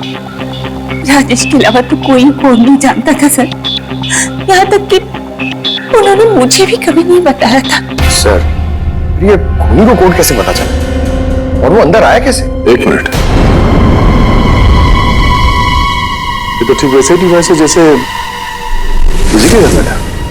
राजेश को मॉडर्न टेक्नोलॉजी से बहुत लगाव था। मशीन, गैजेट्स वगैरह सबसे हमेशा अप टू डेट रहते थे। इस घर को स्मार्ट होम बना दिया था उन्होंने। हर मशीन को उनकी वर्चुअल असिस्टेंट जैकलिन ऑपरेट करना जानती थी। ये एक और कॉमन चीज है विजय और राजेश के बीच में, टेक्नोलॉजी से लगाव। मैंने एक मैगजीन में पढ़ा था कि राजेश इस बात का समर्थक है कि मशीनों को ऑफिसेज और फैक्ट्रीज में इंसान को रिप्लेस करना चाहिए। और उन मजदूरों को भी इसी बात से तकलीफ थी विजय के साथ। मैडम, अकाउंट डिपार्टमेंट से फोन आया था कि राजेश सर के अकाउंट से 50 करोड़ रुपए गायब हो गए हैं। एक मिनट, तो 50 करोड़ रुपए किसे गए? कोई पनामा का अकाउंट था क्या? जी सर, पर आपको कैसे पता? यार ऐसा लगता है कि ये विजय और राजेश का खूनी कोई एक ही है जो अमीर लोगों को अपना निशाना बना रहा है। अगर जल्दी नहीं रोका गया तो न जाने कितने खून होंगे। चलो रघु को भी बताते हैं। चलो आ जाओ आ जाओ आ जाओ।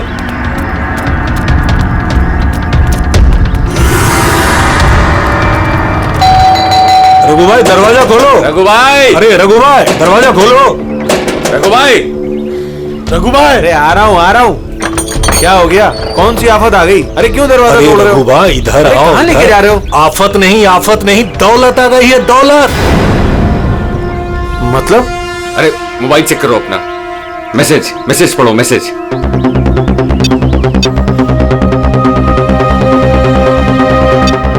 10 लाख रुपए आ गए मेरे अकाउंट में, लेकिन कहां से?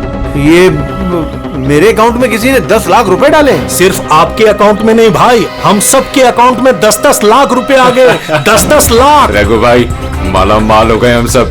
अब ना जिंदगी का कोई भी सपना अधूरा नहीं रहेगा। मैंने तो सोच लिया भाई, एक महंगी सी गाड़ी लूंगा। और मैं अपनी बीवी को लेकर विदेश जाने वाला हूँ बस। एक मिनट, ज्यादा हवा में मत उड़ो तुम लोग। इतना सारा पैसा हमारे अकाउंट में आया कहाँ से? अरे क्या फर्क पड़ता है, कहीं से भी आया हो। मुझे तो कुछ ठीक नहीं लग रहा है। मुझे लग रहा है कि हमें सीआईडी को बुलाना चाहिए। वो कहते हैं ना, ऊपर वाला जब भी देता है तो छप्पर फाड़ कर देता है। ऐसा ही कुछ हुआ है बरोड़िया बस्ती में रहने वाले गरीब मजदूरों के साथ, जहां कल तक इनके पास खाने को एक एक दाने तक नहीं थे। आज उन्हीं मजदूरों के अकाउंट में किसी नेक इंसान ने 10 लाख रुपए जमा करा दिए। हालांकि पैसे देने वाला कौन है और कहां से इनके अकाउंट में पैसे आए हैं, इस बात का खुलासा अभी तक नहीं हो पाया है। सर पूरा का पूरा पैसा उसी पनामा वाले अकाउंट से आया इन मजदूरों को। ये लो 10-10 लाख रुपए हैं। ये जो भी है उसने पहले विजय और राजेश का खून कर दिया और फिर उन्हीं का पैसा, मतलब विजय और राजेश का पैसा गरीबों में बांट दिया। मगर सर ये जो कोई भी दरियादिल खूनी है, आखिर इतनी टाइट सिक्योरिटी वाले घरों में घुसा कैसे? तो एक बात नोटिस की तुमने, ये विजय और राजेश दोनों के ही टाइट सिक्योरिटी वाले घर आर्टिफिशियल इंटेलिजेंस से चलते थे, और फिर दोनों के भी एक ही वर्चुअल असिस्टेंट थी, जैकलीन। हाँ सर, तो हो सकता है इस चालाक खूनी ने इस आर्टिफिशियल इंटेलिजेंस के साथ कुछ हैकिंग वगैरह की हो और इस जैकलीन को उनके ही मालिकों के खिलाफ प्रोग्राम कर दिया। हो सकता है। ये जैकलीन वाला सॉफ्टवेयर किस कंपनी का है? सर मशहूर कंपनी BOT टेक्नोलॉजीज के मालिक मिस्टर अरविंद, ये जैकलीन उन्हीं की उपज है। आई सी, तो इस जैकलीन के पीछे अरविंद है। अरविंद, आगे से मुझे किसी भी तरह के एक्सक्यूजेस नहीं चाहिए। Be serious towards your work. Arvind ji, हम लोग CID से आपसे कुछ सवाल पूछना है। सॉरी इस वक्त मैं थोड़ा बिजी हूँ। तुम लोग कल शाम को 5 बजे आना। मिस्टर अरविंद, ज्यादा ओवर स्मार्ट बनने की कोशिश मत करो, समझे? 2 खून हुए। ये तो शुक्र है कि हम तुमसे बात करने यहाँ पर आए हैं, वरना आगे की पूछताछ CID ब्यूरो में भी हो सकती है। बात समझ में आई? अब आप लोग आइए ना, बैठिए ना। क्या लेंगे, चाय कॉफी? अरे तुम यहाँ खड़े क्यों, जाओ चाय कॉफी। वर्चुअल असिस्टेंट जैकलीन जो आर्टिफिशियल इंटेलिजेंस से चलती है, आपने बनाई है? जी हाँ, मैंने ही बनाई है और मुझे अपने क्रिएशन पर गर्व है। इनफैक्ट मैं तो कहता हूं कि आप CID वालों को भी ब्यूरो हटाकर स्मार्ट ब्यूरो बना लेना चाहिए और ये अपने हवलदारों को निकालिए, हैं? और अपने जितने भी ये मर्डर केसेस है उसे सॉफ्टवेयर से सॉल्व कीजिए। नहीं तो तुम्हें लगता है कि सॉफ्टवेयर से ये मर्डर केस आसानी से सॉल्व हो जाएगी? बेशक। तो फिर ये भी हो सकता है कि इस सॉफ्टवेयर की मदद से कोई खूनी खून भी कर सकता है। क्यों?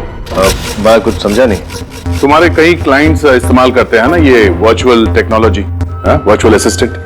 तो क्या ये मुमकिन नहीं है कि उसे हैक कर दिया जाए और हैक करने के बाद इस वर्चुअल असिस्टेंट से अपने ही मालिक को मार दिया जाए? इस टेक्निक का इस्तेमाल मैंने जैकलीन बनाने में किया है। हैक होना तो इम्पॉसिबल है। अगर आपकी तकनीक इतनी ही फुल प्रूफ है तो उनके स्मार्ट होम के जितने भी गैजेट और जितने भी सिस्टम थे वो हैक कैसे हो गए? सर मुझे लगता है कि वो लोगों ने सेटिंग में कुछ गड़बड़ी की है, वरना मेरा ये टेक्नोलॉजी तो एकदम फुल प्रूफ है। तकनीक चाहे कितनी भी फुल प्रूफ हो, सिक्योर हो, ये जो हैकर्स होते हैं ना, उनको ज्यादा टाइम नहीं लगता इसका तोड़ निकालने में।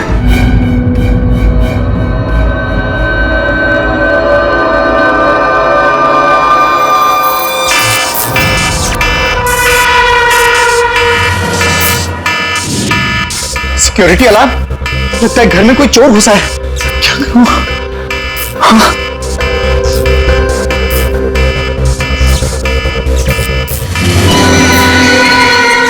ओह माय गॉड, इसके पास तो गन भी है।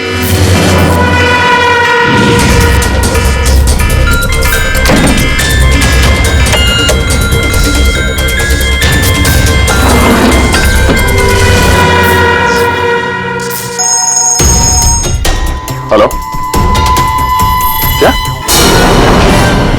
ठीक है, हम लोग अभी वहां पहुंचते हैं। जेकेएच सिक्योरिटी अलार्म कंपनी, उनका फोन था। लगता है इनकी महान टेक्नोलॉजी फिर से हैक हो गई है। शायद वो मशहूर जर्नलिस्ट संजीव, उसके घर में कोई घुस गया।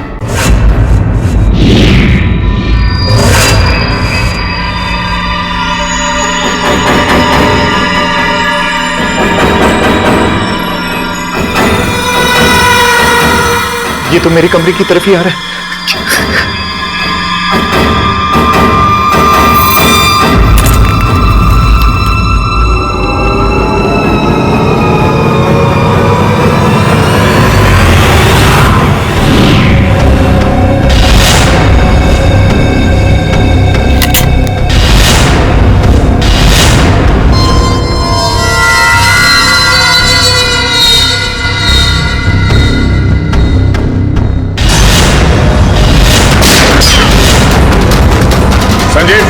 संजीव गोली मत चलाना, हम लोग सीआईडी से।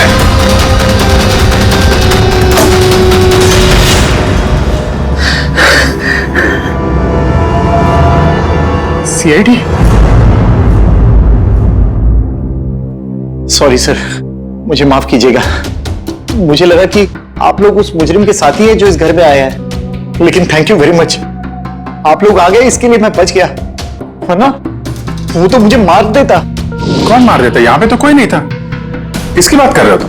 सर वो यही था, दरवाजे पर तो था, देखा नहीं आप लोगों ने? दरवाजे के बाहर? हम तो वहीं से आ रहे हैं और आने का रास्ता यही है, हमने तो किसी को नहीं देखा। ये क्या चक्कर है? ऐसे कैसे हवा में गायब हो गया? जैकलिन माय स्वीटहार्ट, आज का दिन बहुत ही अच्छा रहा, बहुत ही मजा आया मुझे। अच्छा ये तो बताओ पहले मेरी जान कि मेरा आज का वर्कआउट कैसे रहा? देखो देखो। बहुत बढ़िया बॉस, आपने 650 कैलोरीज बर्न की और आपका मैक्सिमम हार्ट रेट था 160 बीपीएम। ओए ओए, इसका मतलब मैं पहले से ज्यादा पतला हो गया है और हैंडसम भी, इज इट? हाँ बॉस, आप पहले से काफी जवान भी लग रहे हैं। अच्छा, यू नॉटी गर्ल जैकलिन। अब इसे मैं माइक्रोवेव में रख देता हूँ। ये रखा मैंने। जाने मन, अब इसे ऑन कर दो। अच्छा ये तो बताओ कि मेरा कल का शेड्यूल क्या है? बॉस, कल तो आपकी कोई भी मीटिंग नहीं है। क्या बात कर रही हो? लेकिन कल का दिन तो मेरा बड़ा बिजी होना था। एक बार फिर से चेक करो। कर लिया बॉस, कल आपकी कोई भी मीटिंग नहीं है, क्योंकि आज का दिन आपकी जिंदगी का आखिरी दिन है।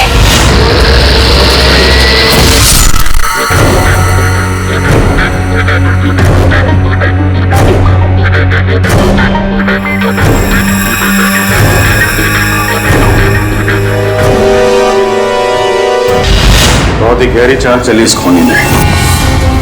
उसका अगला शिकार हमेशा से अरविंद ही था, संजीव नहीं। और सर, जो संजीव के घर पर हुआ वो हमारी आंखों में धूल झोंकने के लिए था। जो कुछ भी हुआ वहां पे सब धूल झोंकने के लिए, ताकि हम लोग वहां संजीव के घर में बिजी हो जाएं और खूनी आसानी से अरविंद को अपना अगला शिकार बना दे। मगर सर, वो संजीव के घर पे भी तो मास्क वाला आदमी आया था। पंकज, ये सब एक प्लान था, सब कुछ एक सोचा समझा प्लान। मुझे नहीं लगता कि संजीव के घर पे कोई था। ये फुटेज उसके फोन में पहले से ही डाल दी गई थी। जो हैकर इतना सब कुछ कर सकता है, उसके लिए ये तो एक मामूली सी बात है। ये आर्टिफिशियल इंटेलिजेंस की जो टेक्नोलॉजी है, जो सब घरों में लगी है, वो इस अरविंद की बनाई हुई है। तो अगर किसी ने अरविंद की बनाई हुई टेक्नोलॉजी को हैक किया है, तो जरूर कोई, वो जरूर अरविंद के लिए काम करता होगा सर। क्योंकि ये कोई बाहर वाले आदमी की बस की बात नहीं है सर। तो पता लगाते हैं कि अरविंद की कंपनी में ऐसे कौन कौन लोग हैं जिन्हें अरविंद के बराबर जानकारी है और अरविंद जितना दिमाग भी। अरविंद का खून करने वाला इनमें से जो भी कोई है वो जरूर इस आर्टिफिशियल इंटेलिजेंस के टेक्निक के बारे में बारीकी से जानता है, पर कौन हो सकता है? सर 2 लोग हैं जो लगभग अरविंद के बराबर इस टेक्निक को जानते हैं। एक तो ये अमन है, इसे अरविंद खुद जीनियस मानता था, और सर दूसरा है ये राहुल, जिसे अरविंद अपने राइवल कंपनी से लेकर आया था ताकि इनकी टेक्निक सबसे ज्यादा मजबूत बन सके। और जितने भी अमीर दोस्त हैं अरविंद के, उन सबके घरों में ये सिस्टम इस राहुल ने इंस्टॉल किया था। और इससे पहले कि ये खूनी किसी और अमीर आदमी को अपना शिकार बनाए, हमें उससे एक कदम आगे रहना पड़ेगा। सर मुझे लगता है खूनी का अगला निशाना मेघना हो सकती है। मेघना? हाँ सर, ये मिस्टर अरविंद की बहुत पुरानी क्लाइंट है, अमीर है और आर्टिफिशियल इंटेलिजेंस टेक्नोलॉजी की बहुत बड़ी सपोर्टर है। पूरी एक काम करो, जब तक खूनी पकड़ा नहीं जाता तुम इस मेघना के साथ रहोगी, और अभिजीत, दया, इस अमन और राहुल पर कड़ी नजर रखो।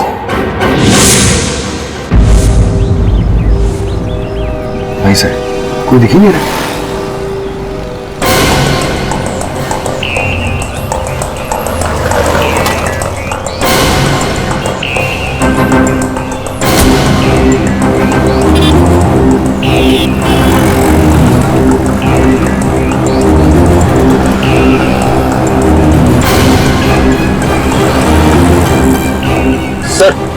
राहुल,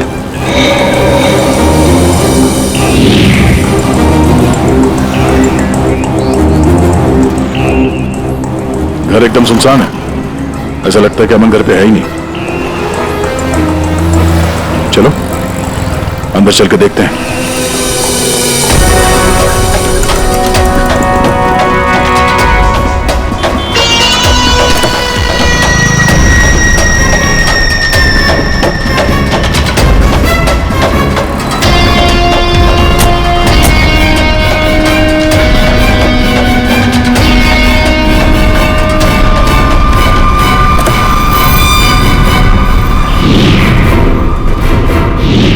राहुल, तो तुमने मदद की नरेश की उसके भाई का खून करने में?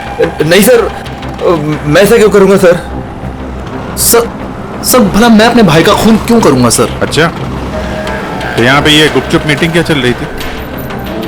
सर वो क्या है ना कि अरविंद सर की मौत के बाद मैं उनकी कंपनी में काम नहीं करना चाहता था, तो नरेश सर मुझे ऑफर दे रहे थे अपनी कंपनी में काम करने के लिए।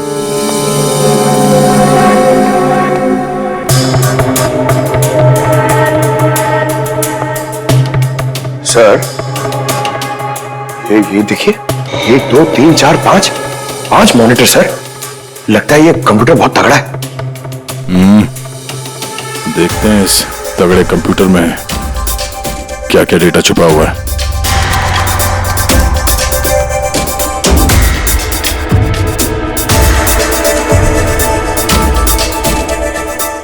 इसमें तो विजय और राजेश के बैंक अकाउंट की डिटेल्स हैं। ये सारे खून अमन नहीं किए हैं सर।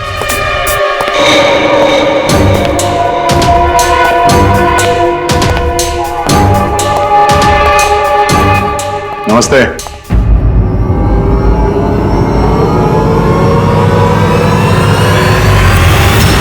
सर मुझे तो लगता है कि कोई चाहता है कि ये फाइल आपको मेरे कंप्यूटर में मिले और आप मेरे ऊपर शक करें।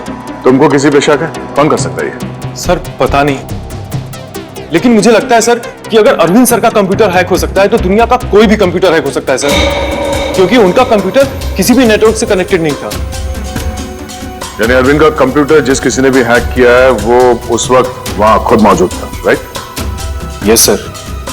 लेकिन अरविंद सर के पर्सनल ऑफिस में तो जाने की परमिशन किसी को थी ही नहीं, यहां तक कि मैं खुद भी कभी वहां नहीं गया। अच्छा, तो कोई तो होगा जिसे परमिशन हो अरविंद के ऑफिस में जाने की। जी सर। सर प्रिया। प्रिया कहां रहती है वो?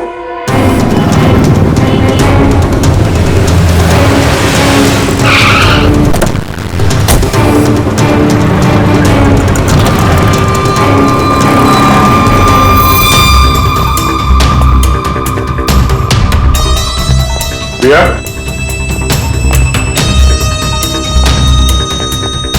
प्रिया,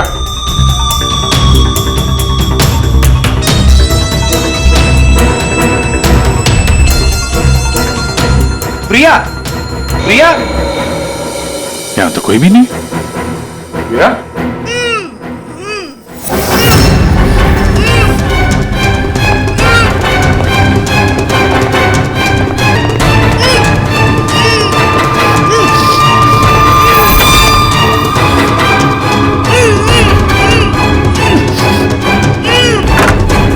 प्रिया, प्रिया,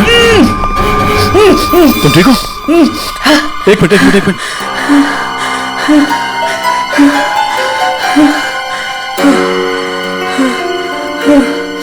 किसने किसने किया ये सब है? उठो, उठो, बाहर आओ।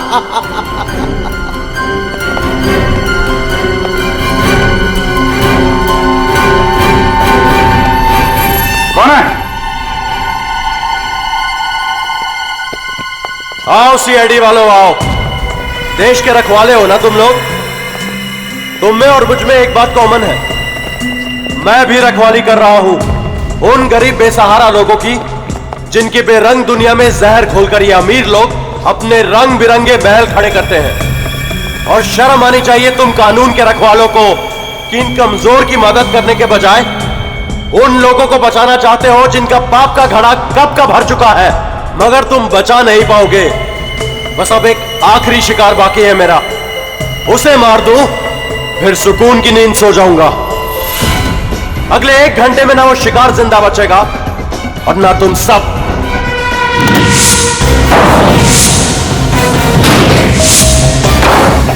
अरे ये क्या?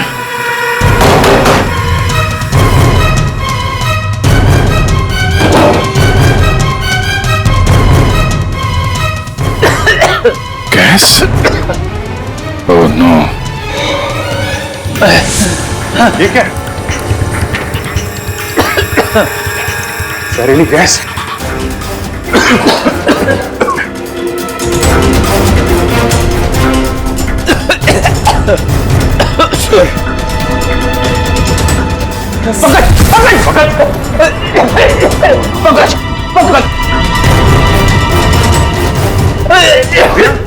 समाज ओके? बाहर जाने का कोई और रास्ता दिख ही नहीं रहा।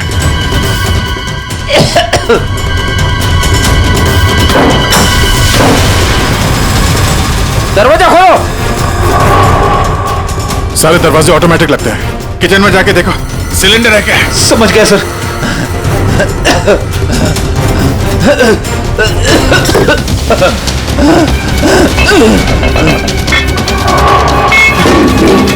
चलो क्या क्या?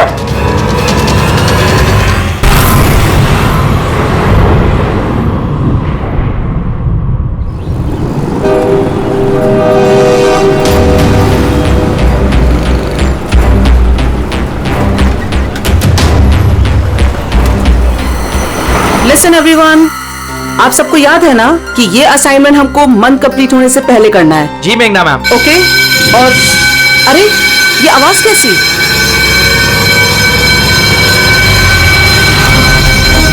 शायद आग लगी है मैम, धुआं भी आ रहा है। Come on fast, move everyone, चलो जल्दी निकलो जल्दी। अरे वो गिर गई, उसको उठाओ कहीं। जल्दी जल्दी जल्दी। मेघना, पता है ये सब कैसे हो गया? मुझे बहुत डर लग रहा है, प्लीज डू समथिंग। डरो मत, कुछ नहीं होगा। चलो चलिए।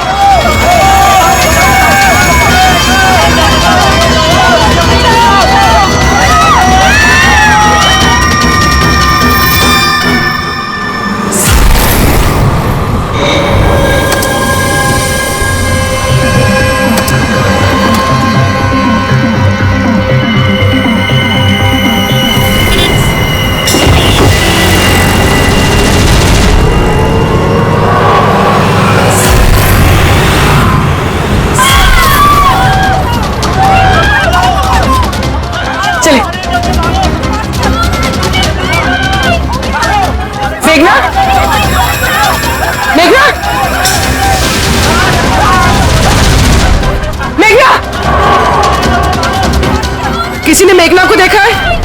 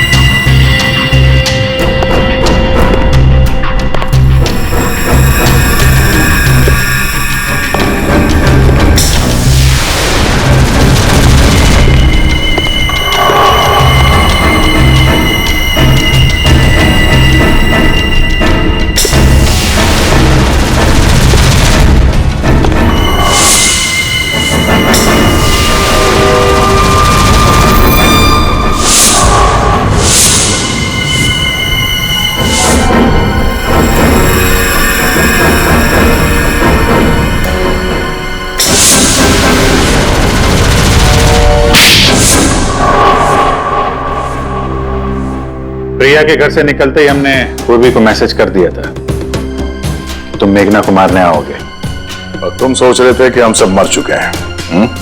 लेकिन कंप्यूटर फुटेज मैंने खुद चेक किया था, मेघना उसमें अकेली थी।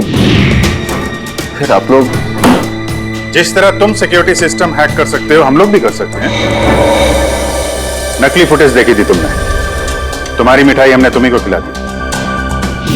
जिस वक्त तुम वो नकली फुटेज देख रहे थे, असली कैमरा डिसेबल था, और उसी दौरान हमने सेफली मेघना को बिल्डिंग से बाहर भेज दिया था। अब बताओ क्यों किया तुमने ऐसा? क्योंकि नफरत करता हूं मैं इस टेक्नोलॉजी से। मैं हर उस इंसान से बदला लेना चाहता था, उसे सबक सिखाना चाहता था जो इस टेक्नोलॉजी का समर्थक है। माना हर चीज के अच्छे बुरे पहलू होते हैं, टेक्नोलॉजी के भी हैं, लेकिन इस नई एडवांस टेक्नोलॉजी से तुम्हें इतनी तकलीफ क्यों? क्योंकि इस टेक्नोलॉजी को मेरे पिताजी ने बनाया था, अरविंद ने नहीं। इसलिए इस टेक्नोलॉजी पर पहला अधिकार मेरे पिताजी का था। यहां तक कि जैकलिन भी मेरे पिताजी का आइडिया था। अरविंद ने धोखे से उसका सारा क्रेडिट खुद ले लिया। उस इंसान की वजह से मेरे परिवार को इतनी गरीबी देखनी पड़ेगी। मेरे पिताजी से रहा नहीं गया, उन्होंने मेरी मां को, मेरी दोनों बहन को मार दिया, खुद सुसाइड कर लिया। स्कूल गया हुआ था, शायद इसलिए बच गया। तुम्हारे साथ जो हुआ बुरा हुआ, नहीं होना चाहिए था। लेकिन अगर तुमने अपना ये तेज दिमाग सही जगह पे इस्तेमाल किया होता, तो आज शायद गरीबों के लिए, समाज के लिए तुम कुछ अच्छा कर पाते। लेकिन जो रास्ता तुमने चुना वो रोशनी का नहीं, अंधेरे का था। अब जेल की अंधेरी कोठरी में बैठोगे तुम, फांसी का ऑर्डर आने तक। इस तरह के और भी एपिसोड देखने के लिए हमारे चैनल को सब्सक्राइब करें और बेल आइकन दबाना ना भूलें।